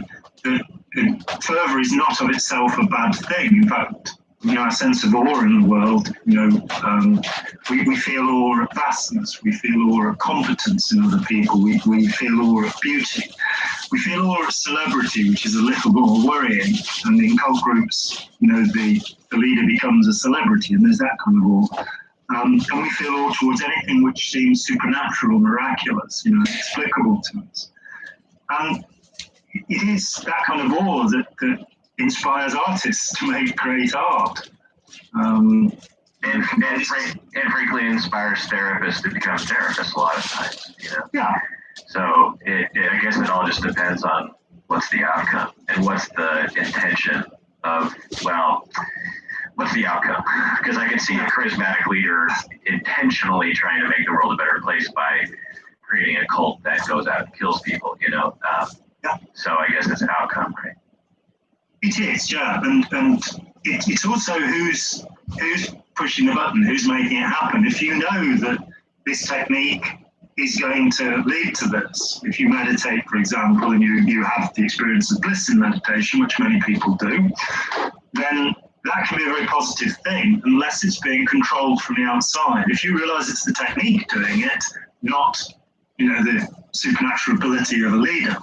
So you get a group, say, like Transcendental Meditation, and they only have a couple of techniques there, but they're very powerful. So the first technique is you sit down and stare in meditation while reciting the name of a deity or demon. I mean, they got into a lot of trouble over this because they claim to be a non-religious practice, and it's a secret. You're not meant to tell people that you're reciting the name. There was an attempt to put it to the whole US military, which was stopped. Meditation technique of itself is probably okay. There was a guy called Benson who researched it and said if you just say the word one, you don't need, he called it a relaxation response. But there is a problem there, and the problem is what's called relaxation-induced anxiety. And it's said that perhaps 40% of people, if they sit and meditate, will become ever more anxious. It won't calm. They need to do physical activity. They need to exercise before they can do this. And I've most certainly met this in members of TM who were just absolutely hysterical with their, and desperate to do 12 hours a day of this. So it's about what is the technique and what are the benefits of the technique. Rather than, is the wonderful person who devised this technique who I must slavishly follow from now on, So you said something earlier that critical thinking doesn't prevent this from happening, which I'm curious about your thoughts on that. Why do some people with sharp minds and education around being skeptical and questioning that people think, why are these people susceptible to this sort of thing? I think the first thing is probably a disillusionment in our society and the understanding there is a tremendous amount of corruption in our society. And people therefore look to find something that's more ideal, that's better. And so, if they find a group of friendly, apparently rational people, they'll be drawn into this. If we look historically, it's really quite interesting how many of the significant scientists have been members of religious cults. So, for example, Newton, the father of modern science, was a Unitarian, which was, I'm going to label it cultic, because he could actually have been executed for that belief in the England of his time. It was a pretty severe belief. He was also an alchemist and spent more time, trying to squeeze gold out of lead than he did doing scientific work. John Dalton was a Baptist minister and a fervent believer. Michael Faraday, electricity, was a member of a small group called the Sandemanians. So the thing is that even incredibly rational people, the most rational people, and you'll find the same thing indeed with 20th century physicists, while Einstein didn't necessarily believe in God, he was a mystic. He did have some very interesting ideas, and the same is true of Niels Bohr, Schrödinger, Heisenberg. They all had these mystic beliefs. That doesn't, so it's almost it's in a different compartment. It's existing in a different way. You can be incredibly rational and have very developed critical thinking. I think, by the time I got to Scientology, I already had quite a background in thinking, and I'd spent a fair amount of time discussing religious beliefs with people of religion, and from a rationalist point of view, let's say, a skeptical point of view. But it didn't save me. And in Scientology, I knew a couple of NASA physicists. One of the guys on the Apollo program, a senior guy, was a Scientologist. I met astonishing musicians like Chick Corea, who were really at the top of their profession. I knew doctors. I think there were 8 medical doctors I knew in the UK. I knew dentists. I knew people who'd had a training in science. I knew lawyers who had a training in argument. It didn't save them. It is far more to do with the awe and fervour, to do with our feelings.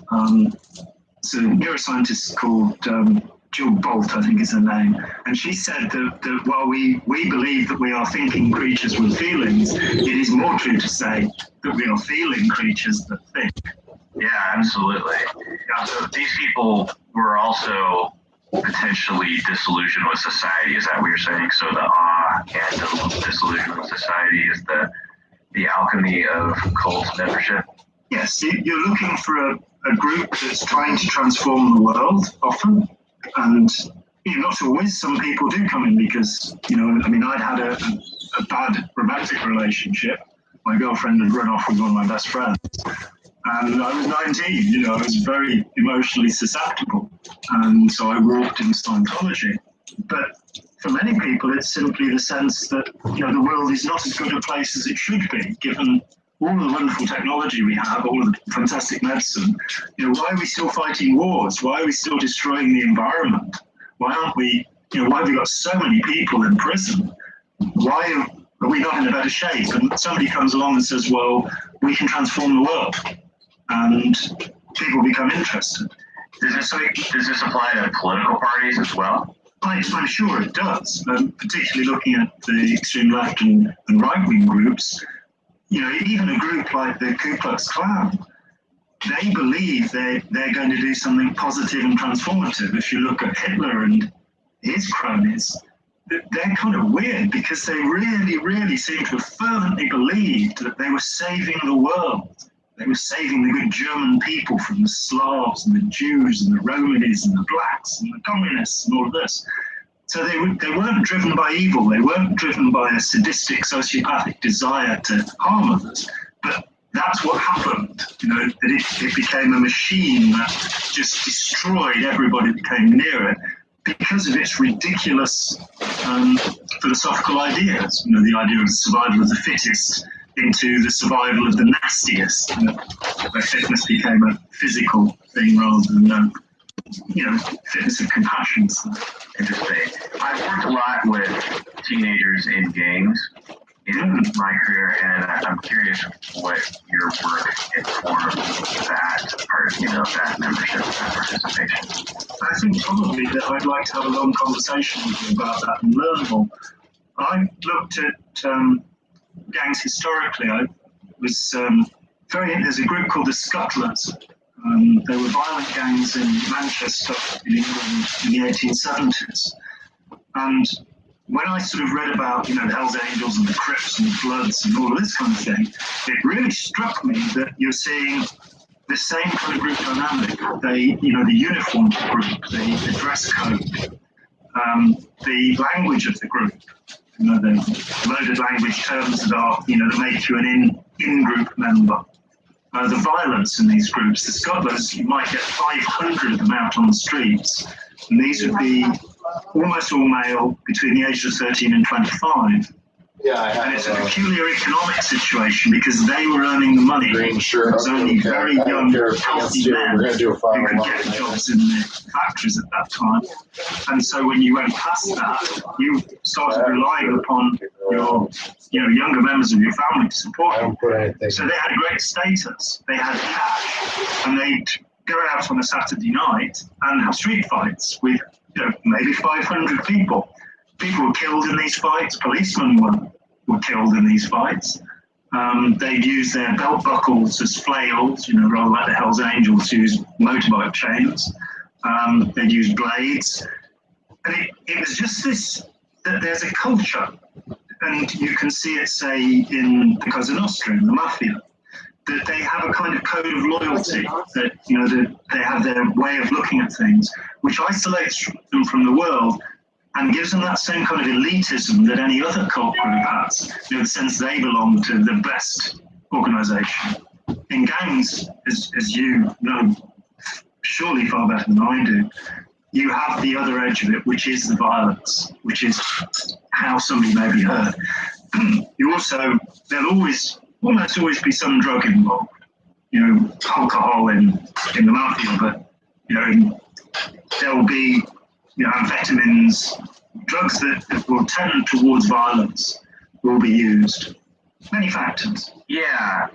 Using your frame regarding other groups, I guess I would say that in my experience, you have groups of people who are oppressed for one reason or another, usually racism, and their entire families are immigrants also. Their entire families and communities are being oppressed and harmed and put down. Marginalized. And then you as a teenager, you're looking around and you don't see a future for yourself. You don't have hope of making any kind of money or any prestige or any self-esteem. Your school grades are suffering. Your parents are probably divorced. Your parents are probably, they might be addicts. They might be depressed. They might have trauma problems. They might be overstressed, and you're kind of alone. And you have, like you say, you're disillusioned, and you then come across this powerful group of peers that are usually a little older, and they are like a little family. You have the father figure and the mother figure, and they have beliefs, and they have the emotional awe. I'm imagining is either within drug use or within the violence. When you go out on a mission to take revenge on a rival gang, that is a very emotional experience and bonding experience with your comrades, and instantly bonds you with those people. You're in the foxhole. You're Exactly. Brothers and arms. Yeah, and the jumping in experience is also very emotionally intense. And it's interesting that culture of gangs emerged sort of organically, that compels membership. And trying to get people out of gangs is one of the hardest things I ever did clinically. Yeah. I had a kid who I thought was ambivalent about it, and then he almost died. He got shot and almost died. He's in the hospital, and I'm talking with him, and he's like, "Yeah, I'm done." And I'm looking at him like, "Well, obviously, you're in the hospital for months now. He almost died." And then as soon as he was mobile again, he was right back at it with the gangs. Because as you said, or as someone else said, we're feeling people who think. We're not logical. We go for things that feel right to us, that aren't necessarily the best call for our lives, right? Yeah, it was Jill Bolt Taylor who said that, and then came back to me. I think what you say is very true, that you talk about the family dynamic in a cult, in a gang. And I think, that is the thing that woke me up. And somewhere, it's about 25 years ago now, that I looked at it and we're human beings. Our psychology is the same. Wherever we go, we react to the same things. And so, notions of attachment to family, the sense of belonging. And you also point to something that I don't think our society wants to know, which is that aggression and the adrenaline rush it gives. Take a break. It is, it's a very high feeling. The euphoria of aggression, which, you think back to the Vikings and how much they wanted to die in battle, and how much they loved going around chopping people's heads off. There is in all human beings a certain degree, a certain response to that. And I think if you're exposed to violence, that it becomes like a drug. If we got into the base of it, the dopamine reward system in the human brain, you feel great, when you do this thing. I'm not that way inclined, but as a little boy, I used to fight all the time. I loved fighting until I was about 11, and I became interested in girls instead, which was a much more interesting thing to do. But it wasn't fighting to hurt anybody, it was fighting for the fun of fighting, and nobody really did get hurt. And I think that natural, playful part of I'm horrified to see the thought that professional boxing still exists now that we know that pretty much every boxer is brain damaged as a consequence of doing this. But I was talking with a friend last year, and she was saying, I used to go fights every week, and the buzz I got from it. And then one day I looked at this guy with his eye smashed in and blood pouring down his face and went, what am I doing? But I think we do have a lot of emotional reactions, and we need to be honest about that. if we're going to do anything about it. We need to, people need to fight. Sport is a good replacement for war, probably. Yeah, and we need to educate, as you say, which I think is a fascinating goal and worthy goal to have. As listeners to this podcast know, I will occasionally rail on our, I don't know about in the UK, but in the United States, the education system. I know that there are educators who are educating in a progressive way, but the standard model of educating our children is based on a really old notion about what topics need to be touched upon. And the things that you're talking about, critical thinking, knowing what a psychopath is, knowing how to protect yourself, knowing what a cult is, knowing what the sales technique bit is probably the most important thing for people to know, because every day you're bombarded with advertising and you should know those techniques. And because when I learned the sales techniques, the yes, yes, yes thing and other kinds of things, I now know when they're doing it to me and instantly just start smirking at them like, I know what you're doing, and it's not going to work on me, And so why do we spend so many years teaching calculus? I love math myself, but if I thought about it, the benefit of teaching advanced mathematics to people who aren't ever going to use it, as opposed to teaching people these other topics, to me, it seems more worthy. It's true, and I think, I became very interested in might be able to change it. Yeah. Universal education began in Prussia in 1806. They'd just been defeated at the Battle of Jena by Napoleon, and they decided they needed more obedient youngsters. And so that was how universal education began in the Western world, to make soldiers. In the UK, it came along much later, 1870s.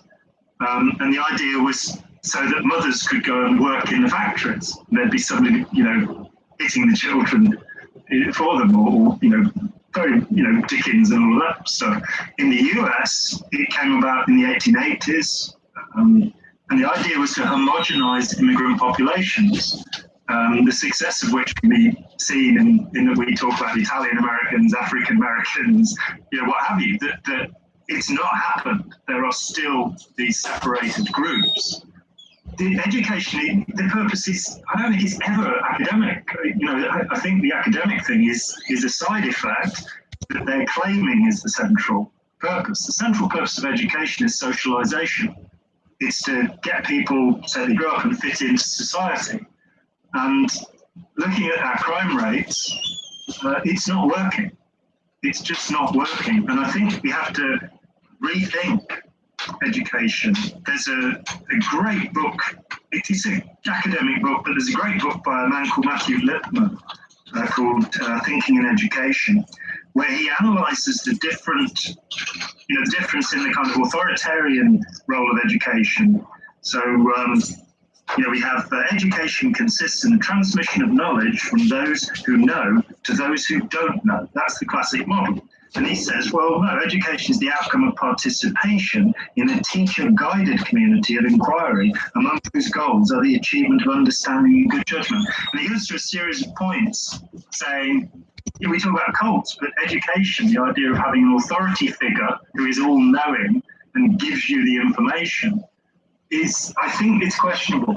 There's an Indian educationalist who's now working at a university in the UK, and he did a little trick where he got some kids and he gave them a computer and he said, here are the questions, see what you can find out. And he got another group of kids and he gave them a teacher and a computer and said, here are the questions, the teacher will teach you about it. And what he found was that the kids who had no teacher learned better, learned more than the kids who had a teacher. And that has to raise a question about how we're doing this and what we're doing, that I do feel that my education, and I went to school at a time when children in this country were still hit by their teachers, that was still permitted.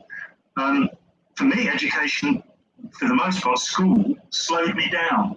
It made me anxious, so that instead of going, 7 times 7 is 49, I'd have to stop and think and go, hang on a minute, is it 56 with you? Because I'd check everything in my own head in case I was going to be told off, because education meant that.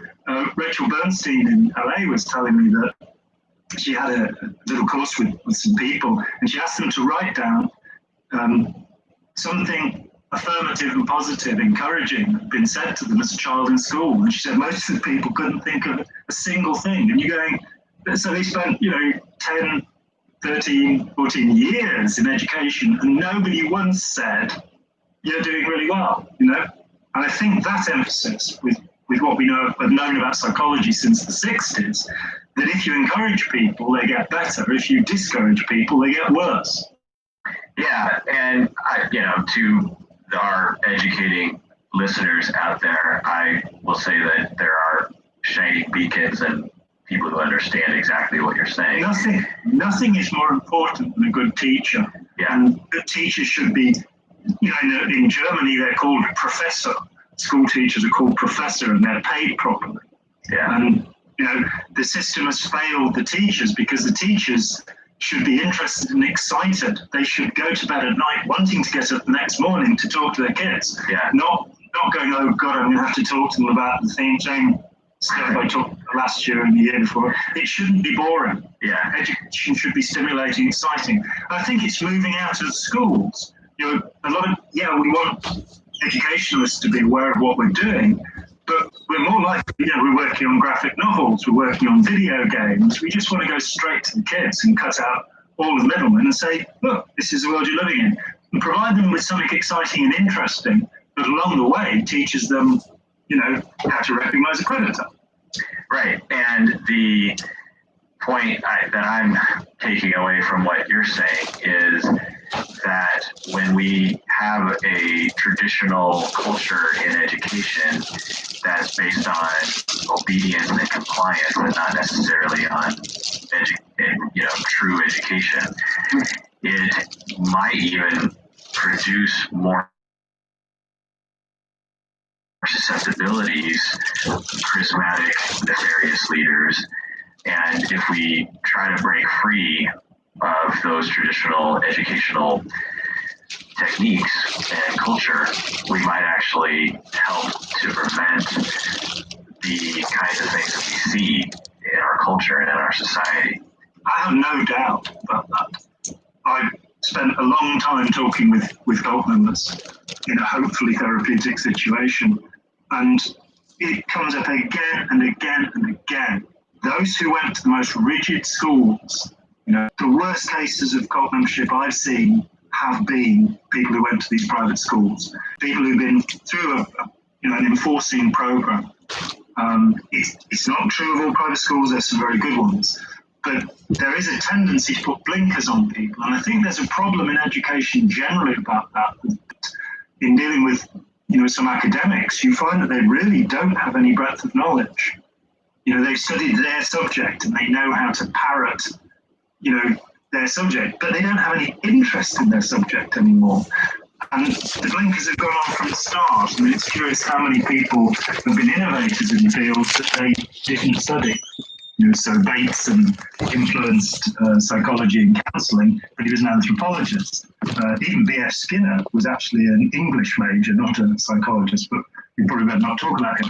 Carl Rogers studied agriculture at university. And I think because they didn't study the subject, their thinking wasn't closed down. And we have to be very aware of that, of helping people to be creative in their thinking, to think new thoughts, to think outside the box, as we say. Go ahead.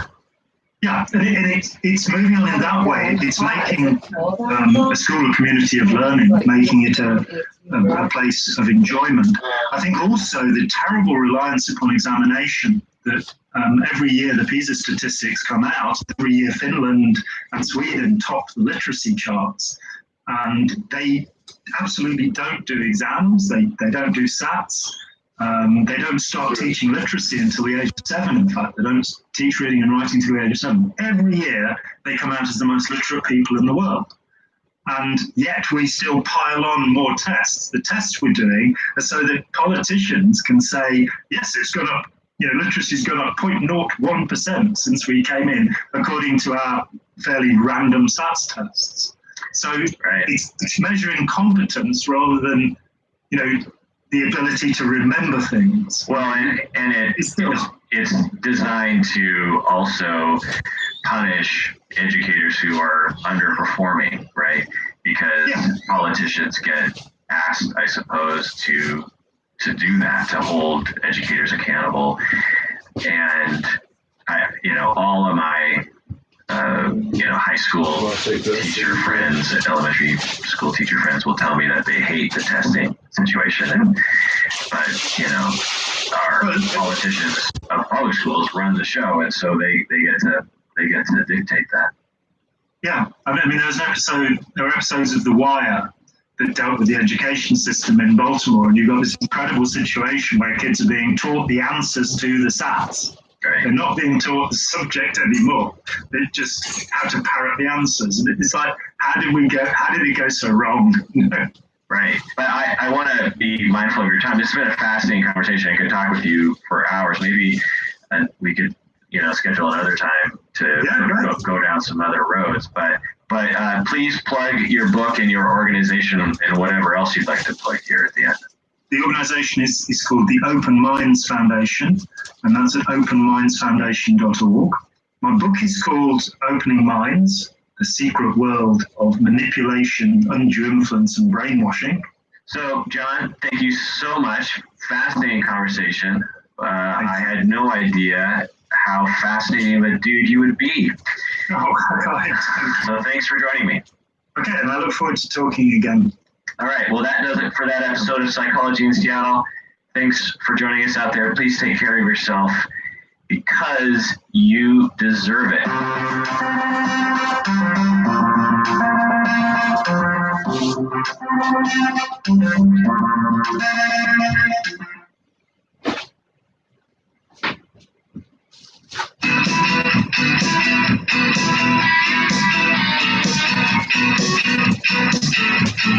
Hey, deserving listeners. As some of you know, I have recently made a couple episodes doing a deep dive on narcissistic personality. And there's been a lot of follow-up and a lot of clarifications. And I thought I would have John, I always want to say attack, but is it ATAC? It's ATAC. It means at oak. At what? At oak. The name originally meant that my ancestors lived underneath an oak tree somewhere up there. We're not aggressive at all, I promise. At.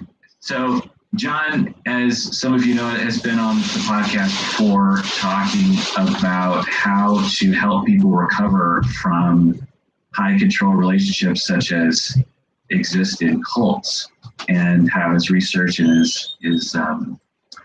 his expertise helps clinicians to have a much better approach to that, of all understanding it, but also in terms of how to actually help people and not harm them. Welcome back to the podcast, John. Thank you. It's good to be here. This is the Psychology in Seattle podcast. I'm your host, Dr. Kirk Honda. I'm a therapist and a professor. John, why don't you introduce yourself to podcast land? Well, I'm the Director of Projects at the Open Minds Foundation, which is a charity established in the US that seeks to help people to safeguard their kids, their friends and their families from all sorts of influence, bullying, cyberbullying, fake news, cult involvement, radicalization, joining gangs, becoming part of an abusive relationship. Because what we found is that the same dynamics and the same psychology apply in all of these situations. So our main goal is to be preventative, to alert people to the signs so they won't become trapped in an abusive relationship or group. Yeah, and you've talked about how clinicians sometimes will inadvertently, because they're ignorant of the process, harm their clients by challenging directly the belief system that they might have, either in the midst of being in some of those high control relationships or as they're being extracted from them, and how that can cause the client to feel alienated from the therapist and doesn't actually help them. And you've talked at length in these other episodes about how you train people to actually work within their belief system and work at you have your eye on helping them extract themselves, but you're not directly attacking it the way that some people do. Am I wording this right? Yes, it's very much the point that the objective, as the objective should be with all therapy, is to bring about autonomy in the client, emotional and intellectual autonomy. And you can't do that by head-on saying, well, what you believe is wrong, and I'm going to prove that to you. You need to have an empathetic and sympathetic relationship with the person, so that they'll be willing to open up and talk about these issues. I think there's the cookie cutter approach that we find sometimes. Somebody's done a course in cognitive behavioral therapy or something, and they just then try and apply that to everybody. And you have to listen. You have to listen actively and see what the problem really is. And often you'll find that the person, I talk about the cultic shell, that people have built up a kind of defense against any comment about the group they're in. What? And so you have to help them to escape from that cultic shell before you can get them to commit to any sort of therapeutic intervention. So it's fascinating stuff. If you're interested as a listener, you can listen to some of the other episodes that we've had with John. So I wanted to talk with you about narcissism within these cults or other similar organizations and the leaders. Have you studied people like Charles Manson, David Koresh, these kinds of people in relation to narcissism? Yeah, I've read a lot about Charles Manson. He, of course, was involved with Scientology, and he said, from the age of 12, he spent more time in institutions and prisons than out of them. And during his last stay in prison, he was introduced to Scientology, probably through a group called Criminon, which was a front group for Scientology. And he says in his autobiography, which was authored by a man called Noel Emmons, who's, I believe, the only person who actually interviewed Manson extensively. A lot of people have speculated about Manson, but he interviewed him for many hours. And he said that he had 150 hours of Scientology counseling or auditing, and that's what gave him the confidence to form a family. So, and two of the members of the family had also been involved in Scientology. So there is, this rather perverse link. Manson's a very complicated character. As is often the case, he was not tremendously intelligent. He certainly wasn't educated, but he was very cunning.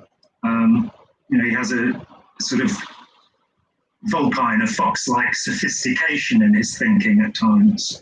And the thought that he, recorded 2 songs with the Beach Boys is always sort of that's always sort of knocked me sideways after Brian Wilson disappeared from the scene. But he so wanted to be part of this scene, and then his illusions, because I think with Manson, you're not simply dealing with a narcissist, you're dealing with somebody who's delusive. He believed in Helter Skelter, the John Lennon, he took the title of the John Lennon song, and from there said that a war is going to come between the whites and the blacks in America, and we must kickstart that war.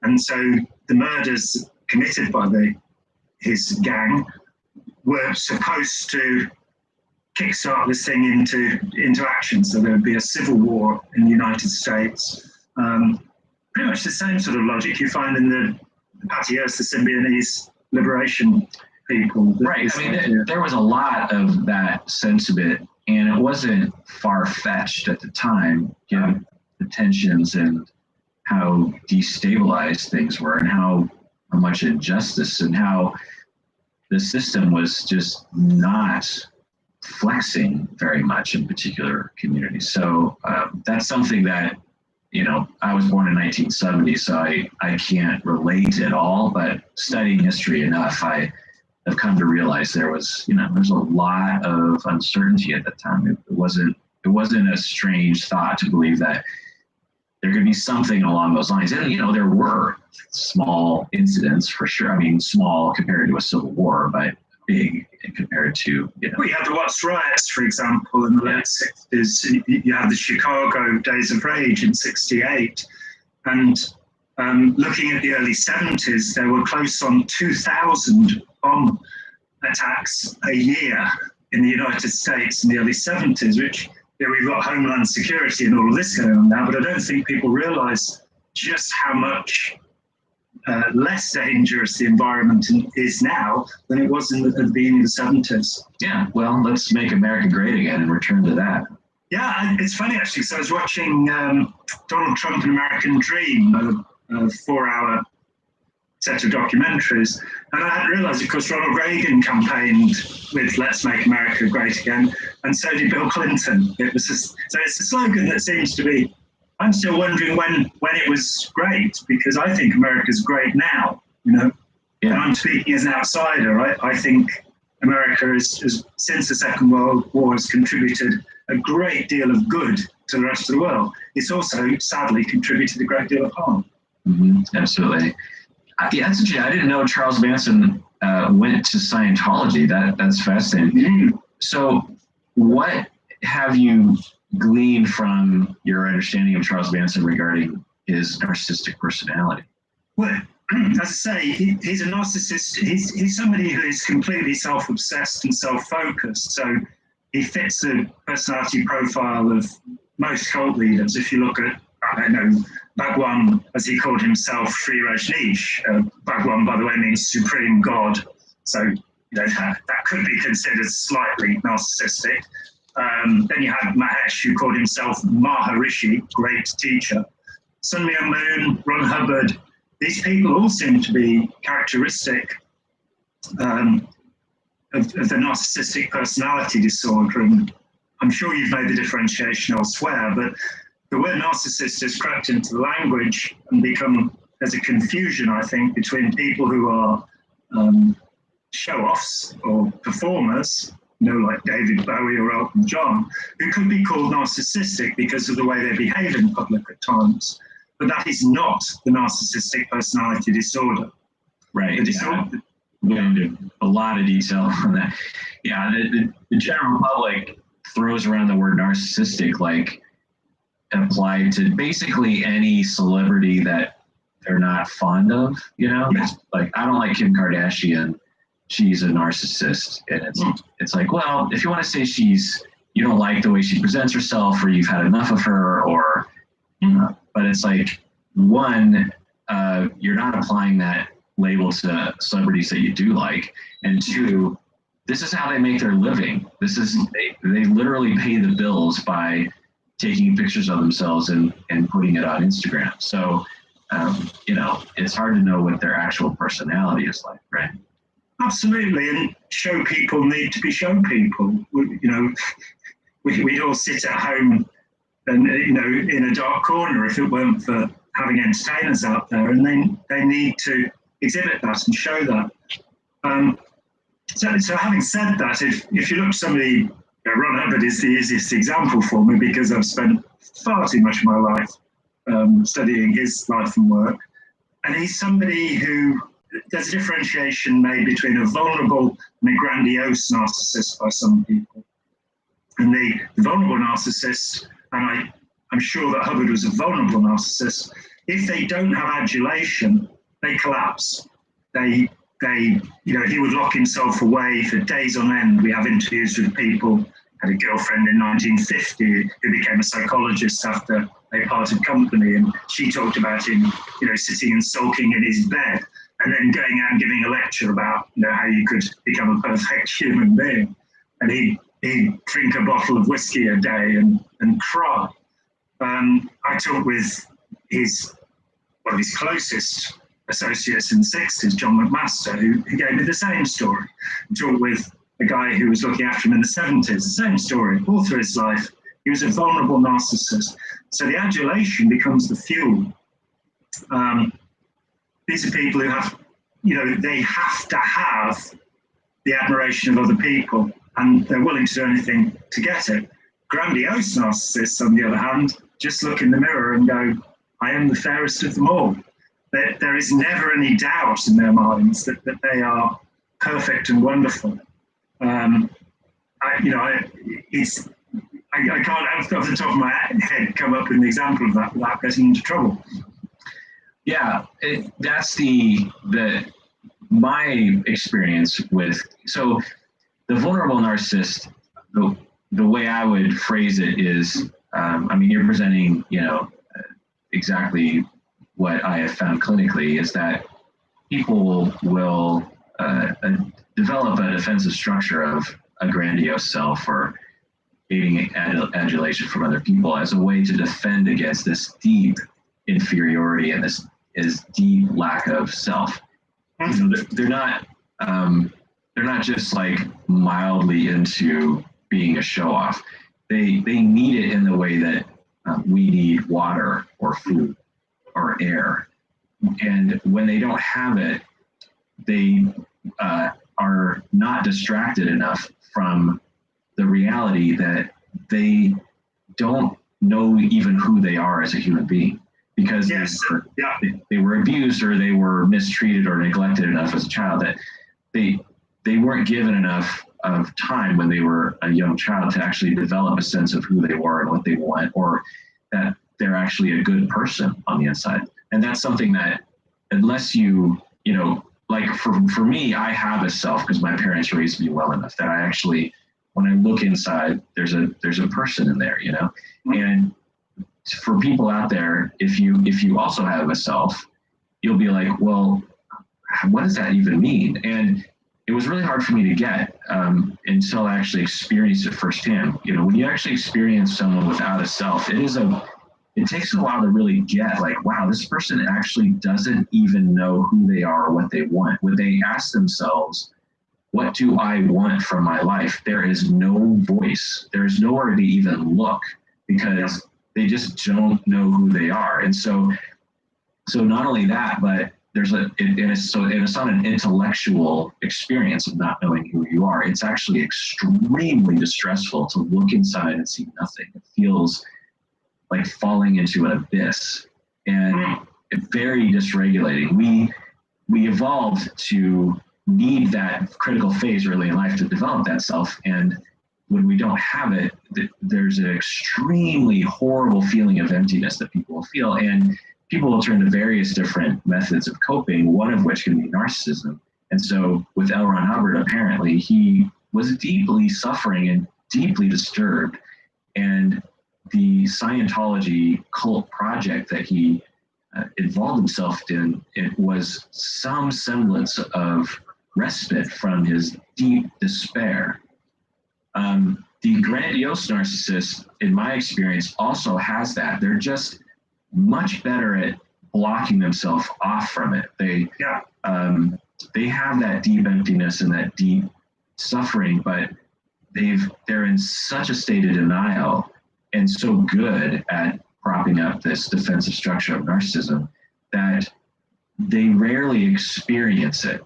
Or when they do, just they get a hint of it, they will strike out at someone else as a way of like establishing dominance over someone else as a way of it, because that's another way you can gain narcissism is through dominance. Like I am dominant over you, I'm better than you, I'm superior. Yep.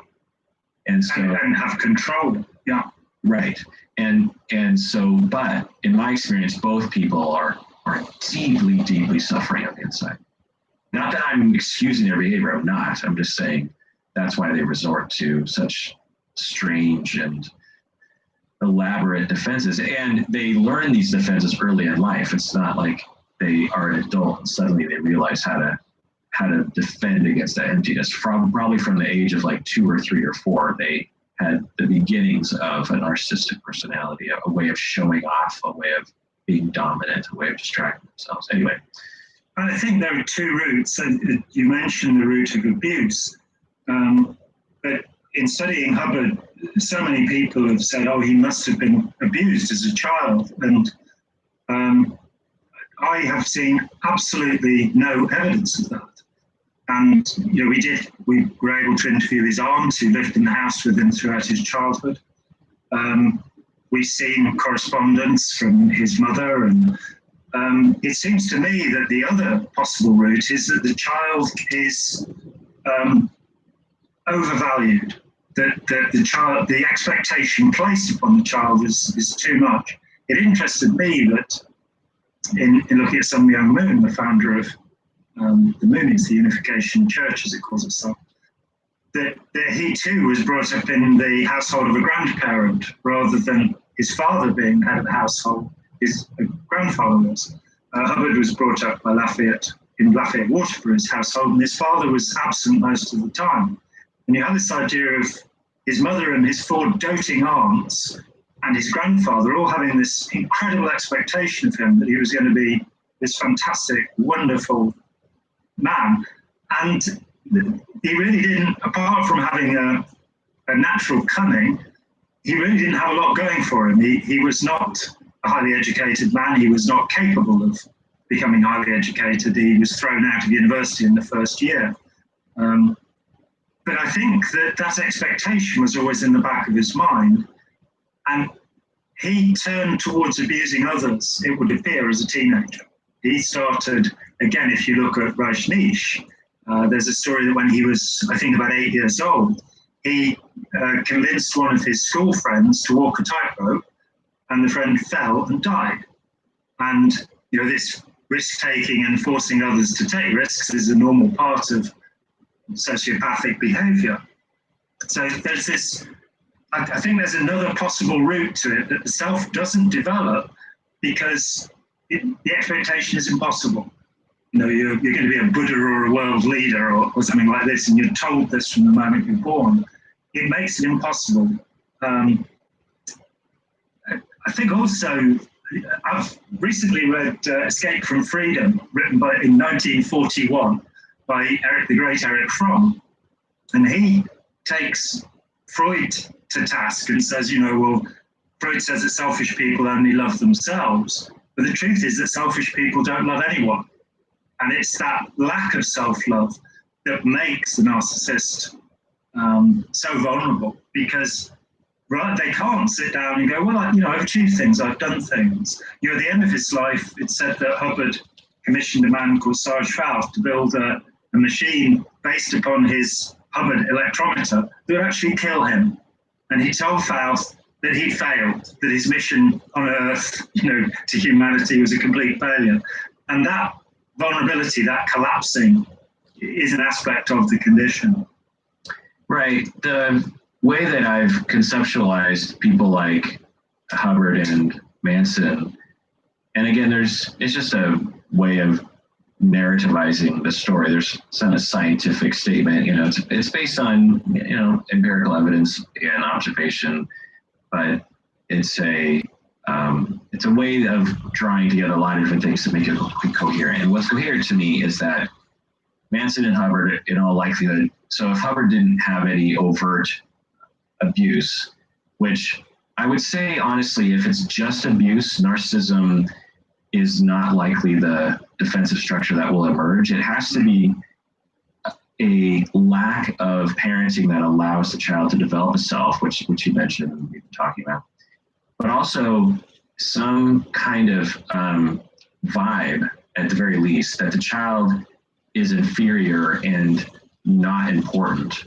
And that can be done in the midst of what seems to be a very loving household, right? Mm-hmm.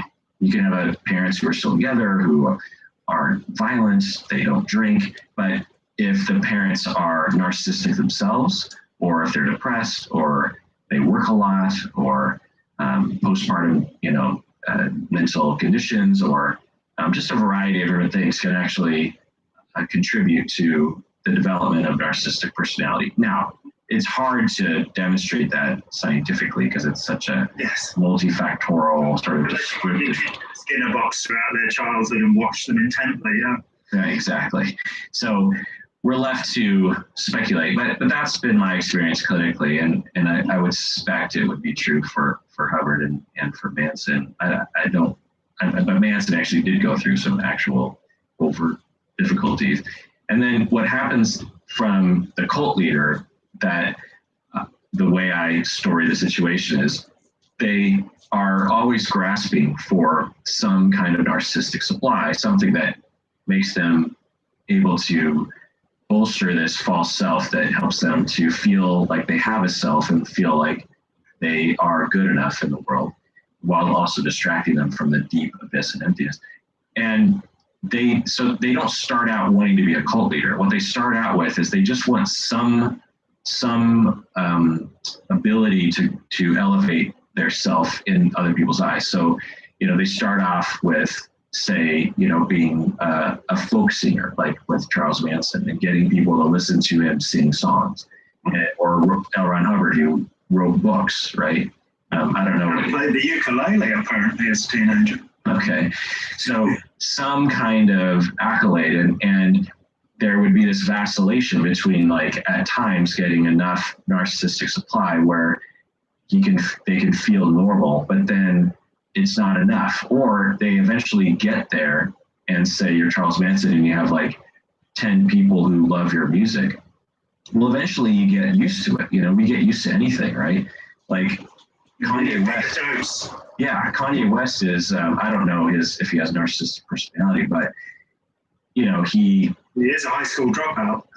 He did succeed a lot and always seemingly wants to, keep succeeding, as many successful people do. Anyway, my point is that eventually you habituate to that level of narcissistic supply, and it no longer feels good enough, and so you have to keep increasing. And so you're L. Ron Hubbard, you think, well, how can I get people to be really into my books, or if you're Manson, it's like, now I need people to listen to me pontificate about Helter Skelter. I need to get, I don't know if he cared about Helter Skelter, but it certainly was the zeitgeist at the time, and he knew that it was an important element to a lot of people in California at the time. And so,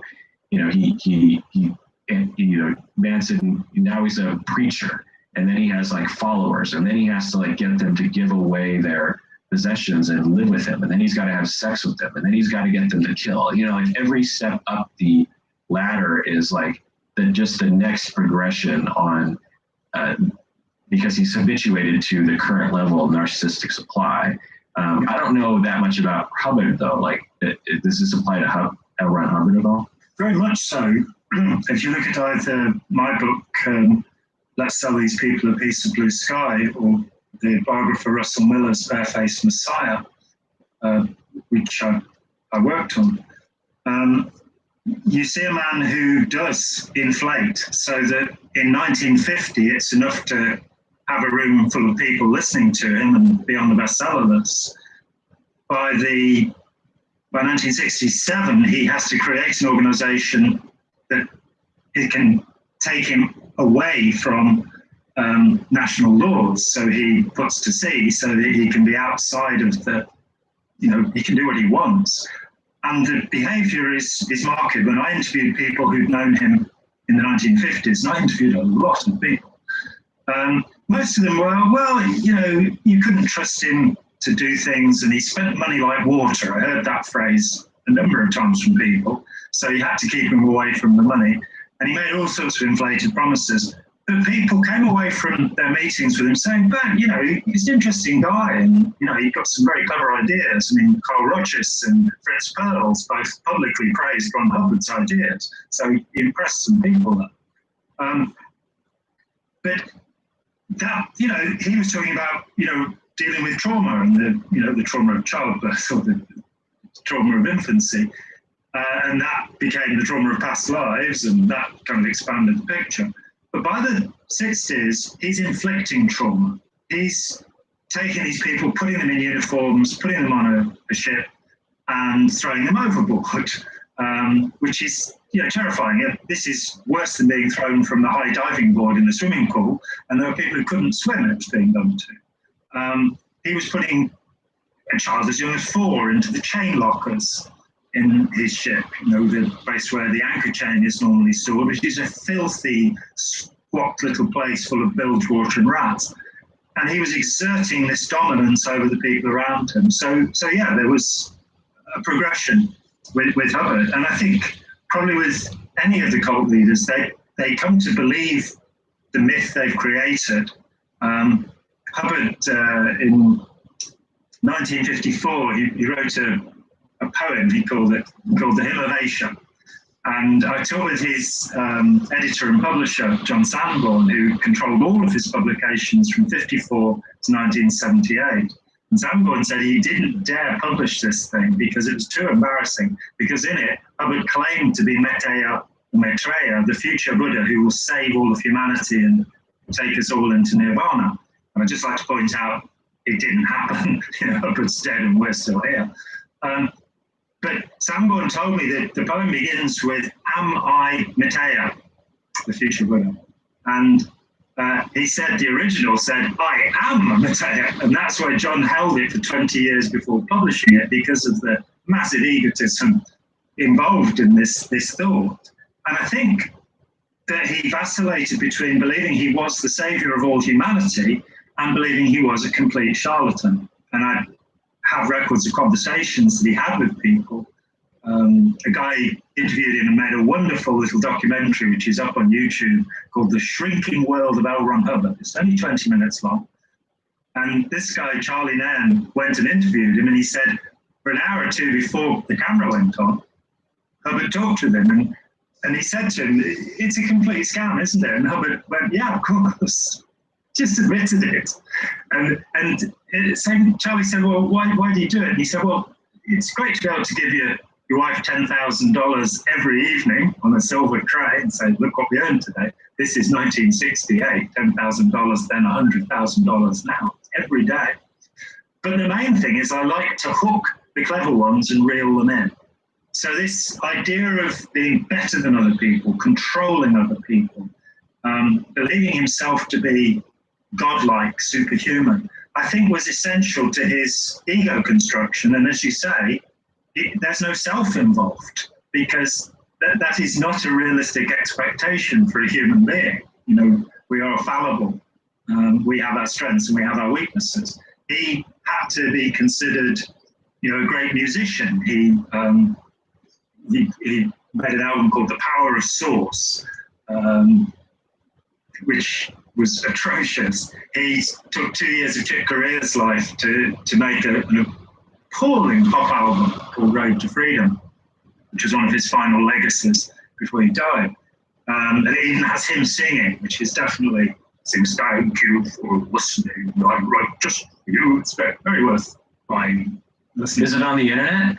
Probably. I haven't looked, but I remember cringing when I first heard it, and the thought that a great musician like Chick Corea had wasted so much of his time working on this awful thing was, quite embarrassing. But that's for Chick to work out, and not for me. So I just want to chime in here and say that the vast majority of people who suffer from narcissistic personality, or what many experts, clinicians would, assess as such, do not do these kinds of things. They might emotionally abuse people around them. They're prone to relationship difficulties, but the vast majority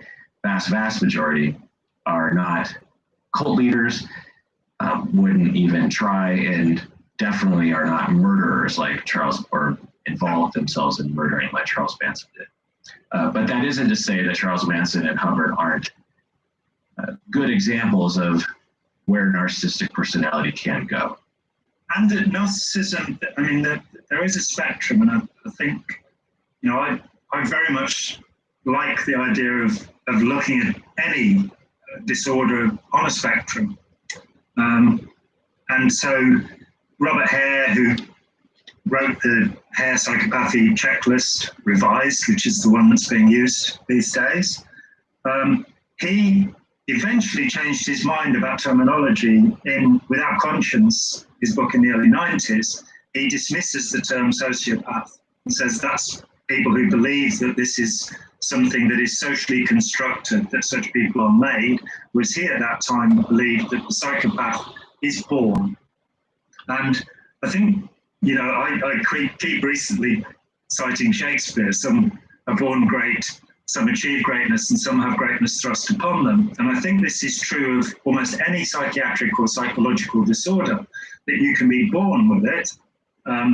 Your environment can make it happen to you, or it can be just shoved into you. And with narcissism, as you're saying, there are good grounds to believe that your childhood nurture is a very significant, probably the most significant part of it. However, there is a great, Hare changed his mind. And in the book Snakes in Suits, he says, well, I'm going to say that anybody who scores from 30 to 40, and 40 is the highest mark you can get, on his checklist is a psychopath. Anybody who scores from 4, which is what apparently the normal male scores, to 30 is a sociopath of some order or another. And the characteristics of narcissistic personality disorder are characteristics of sociopathy and psychopathy, both of which terms are now excluded from the Diagnostic and Statistical Manual of the APA, which is quite interesting. So we have many, many different opinions, but you will find the same selfishness, the same risk-taking, the same charm in all of these people. It would appear from Ken Kyle's work, and he wrote an excellent book called The Psychopath Whisperer, that there is a physiological basis for what we would call criminal psychopathy, the murderers, the people who are in prison. He found that there was a deficit in the paralimbic system in the brain, basically connecting the old limbic brain to the prefrontal cortex. Apparently that deficiency is around about 7%. Got to love numbers, haven't you? But he did very fine resolution fMRIs on hundreds of people held in prisons to come to this idea. But at the other end, you have somebody like, say, James Fallon. Fallon wrote a wonderful book called The Psychopath Inside. And he basically, he's a neuroscientist and professor in California. And he runs 2 institutes that are dealing with genetics. And he had his family scanned to see if anybody had Alzheimer's plaque visible. And he had the 10 images randomized, and he saw on one of them this deficit in the paralimbic system. And he said to his assistant, oh, who's that? And the assistant kind of went, well, actually, that's you, Jim. And has written this, like I say, The Psychopath Inside, a wonderful book where he, he says that he calls himself a pro-social sociopath. The reason I think this is wonderful is that he's a man who admits that he does do the things that a sociopath does. He took his brother on a trip to the Marburg caves in Kenya, not telling his brother this is where Marburg Ebola came from. And his brother realized it when he got home. He says, if he's meant to be going to a funeral and you invite him to a party, he'll go to the party. If you go out for an evening's entertainment with him and you're a bespectacled professor, you will end up drunk and dancing naked on a table. He admits to a degree of mischief. But he says that his whole life, until he was about 50 years old, he believed everything was genetic, that there was nothing you could do about it. And his experience, he also has all 3 of the alleles that are associated with psychopathy. His mother told him that on his father's side, there were 7 murderers in the family, including Lizzie Borden, apparently. And that she had realized when he was about 2 years old that there was something wrong with him. And so by very careful nurture, she managed to produce somebody who had this characteristic innately, but was able to modify them to actually become a tremendously helpful human being. He's done great things with his life. So, I'm hesitant that we might start some kind of witch hunt. Hubbard decided there were people who are suppressive persons. And I don't want to get into that simplistic mindset. We don't necessarily know what to do with them yet, but there are ways of approaching this problem of labeling these people and understanding them. Right. My understanding of the research regarding the limbic system connection with the rest of the brain and executive functioning is that, and again, we just have to say our science is not good enough to understand brain and personality. We're heading in the direction, but I'm positive 100 years from now they're going to laugh at the kinds of things that we were saying about, not necessarily wrong, but at least uninformed by the things they'll know in the future. But anyway, the notion goes that when you are born with the inability to feel fear or to allow fear to guide your development, that one of the ways that our child development is modulated is through the fear of disappointing your parents or the fear of your parents being upset at you. We want to please our parents, and it's very frightening to a child to incur disappointment or to incur anger from a parent. And one of the problems, if you don't have that innate ability, say at the age of 2, 3, 4, that you don't feel fear in general, because that's another thing that's often associated with psychopathy, is this fearlessness, this ability to just like jump off a building and not really care, because you're not frightened in the way that other people are, or at least it doesn't guide your behavior in the way it does for other people. And so you don't develop correctly, because when your parent turns you're about to hit your younger sister over the head with a plate, and your parents will react emotionally. They don't just say, okay, Johnny, don't do that. They freak out, like, what are you doing? And for most kids, that fear will be, that emotionality will be detected by the child, and it'll actually scare the child. It'll be, they'll have a physical scare, like what's happening? My parents are freaking out, and they'll associate hitting, someone over the head with a plate with intense fear for themselves. And so the next time they think about hitting someone over the head with a plate, they actually will worry physically about the consequences of doing that.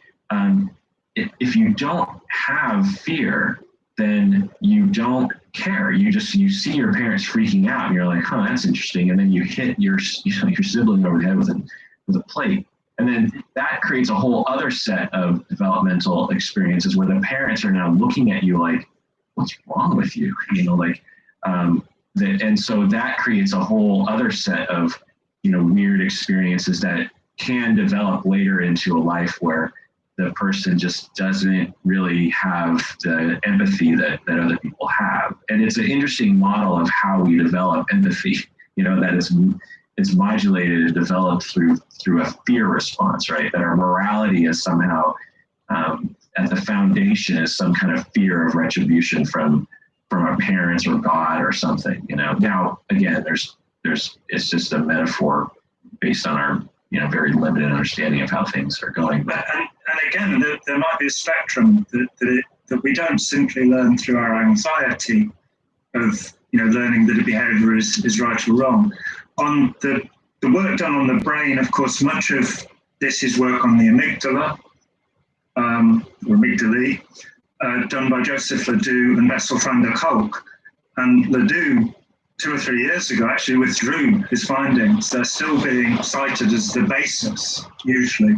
But he feels that he may have overestimated some of these effects. And we're now hearing this term brain block, the notion that specific regions of the brain are responsible for specific activities may not be universally true. Right.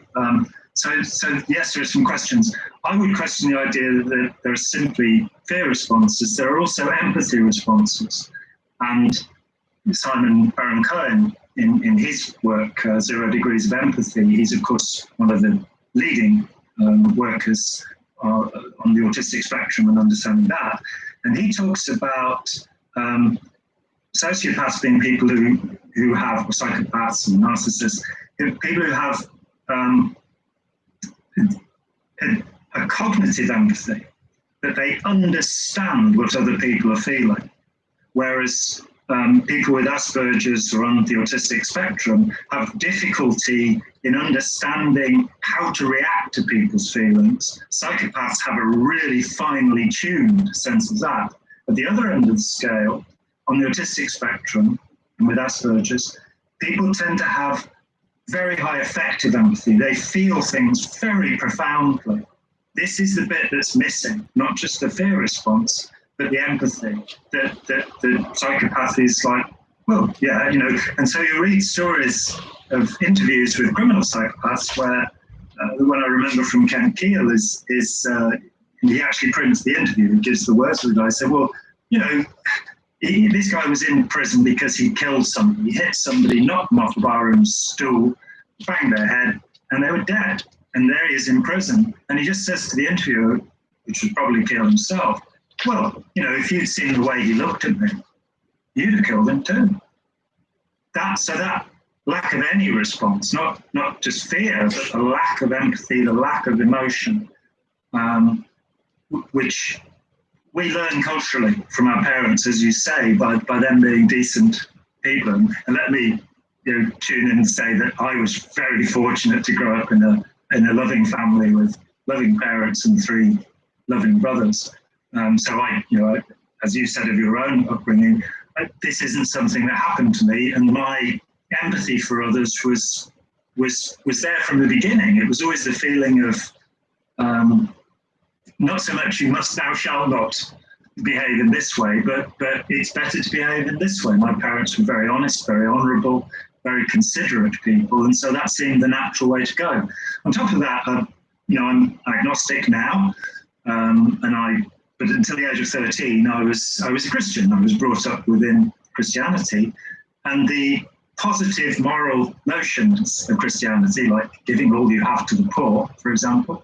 I haven't seen a lot of people doing that, but the positive, the golden rule, which Buddhism also has, of doing to other people what you'd like them to do to you, was something that was part of my normal life. By the time I was 4 or 5, that was the way you behaved towards people. It was, in fact, only as an adult and after the harassment I received from Scientology that I started to think, should I really be sacrificing my life to help people I've never met, which is the basis of that idea.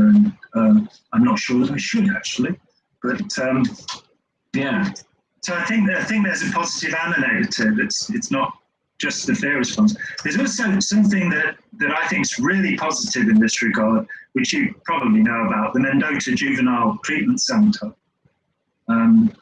It's been said for years that there's nothing you can do about this condition. But in the early 90s, in Wisconsin, they actually did a massive study where they separated 2 groups of juveniles who'd committed criminal acts, and the one set were the control group, and they were just left in the normal reform system, and the other group had very intensive counselling and support.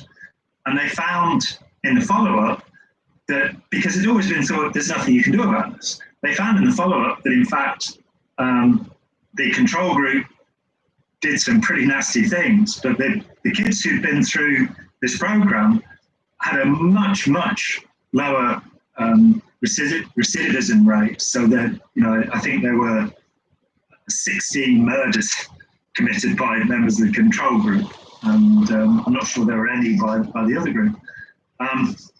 That's talked about in Ken Keel's book, Psychopath Whisperer. Yeah, I think that so there is something that can be done, which is really important. Right. The way that people see people with narcissistic personality or antisocial is that the way that they talk about them, and even clinicians, it's like they're an alien race from Mars or something. Witches. Yeah, they're us. We are them. They're human beings. And although some of the things that they think or do are very foreign to the average person, they still share most of their basic humanness with the rest of us, meaning that they appreciate being comfortable, for example. They don't like to be in prison. They appreciate, to some extent, people who approve of them. You know, they're not like completely like just divorced from actual human interaction or being interested in pleasing other people. Now, they might have take pleasure in life. Yeah. Right. They might have some very deep defenses and resentments against people developed through life, or, you know, maybe they were born with something that made it harder for them. But they also do have sort of a version of empathy in a sense. You know, they're not just completely divorced from that. Now, for some of them, the way that they will choose to see certain behaviors, you know, often involves some of their defenses, or they don't have the same mechanisms that other people have that will drive behavior. But they're not completely different from us. Therefore, when they are suffering and we are talking to them, and they can, you know, when we listen and they get some emotional regulation skills, they get some support, they get some life skills, they're connected to someone who believes in them. There are natural things that are going to be beneficial to any human, and people with psychopathy are no different. Now, are some people with psychopathy so hell-bent on not letting anything like this work and so hell-bent on harming other people? Yes. And some who have extremely destructive urges of sadism and of, you know, raping other people and this kind of thing. Absolutely, there are decidedly monsters, but they're humans, you know. But at the same time, those aren't the people that I believe reachable, and have been reached according to, you know, evidence. You know, we need a better understanding. I don't remember his name, but the chap who wrote Amazing Grace, the song Amazing Grace, was the captain of a slave ship who had realized that that was really not a good thing to have been doing. And it shows that somebody who has done atrocious and dreadful things, in his case it was through a religious conversion, but that they can understand what they've done, they can take responsibility for it.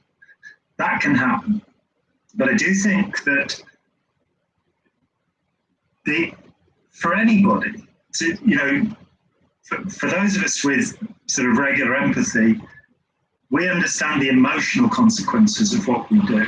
And people can tell us that we're upsetting other people, and that will possibly distress us, and we won't want to do it. If you're dealing with somebody who doesn't care about upsetting other people, then you have to frame it in a way that the consequences upon them, you know, how will it affect them? That if they upset other people, the consequence will be those people won't spend time with them, won't buy the products from them, or whatever. Understanding things in a more selfish way.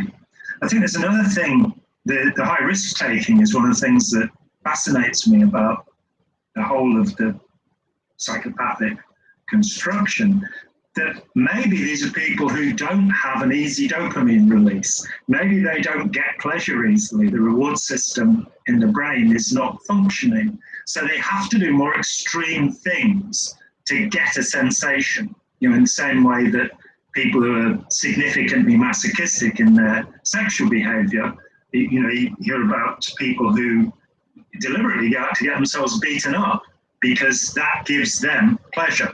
You know, so having their bones broken.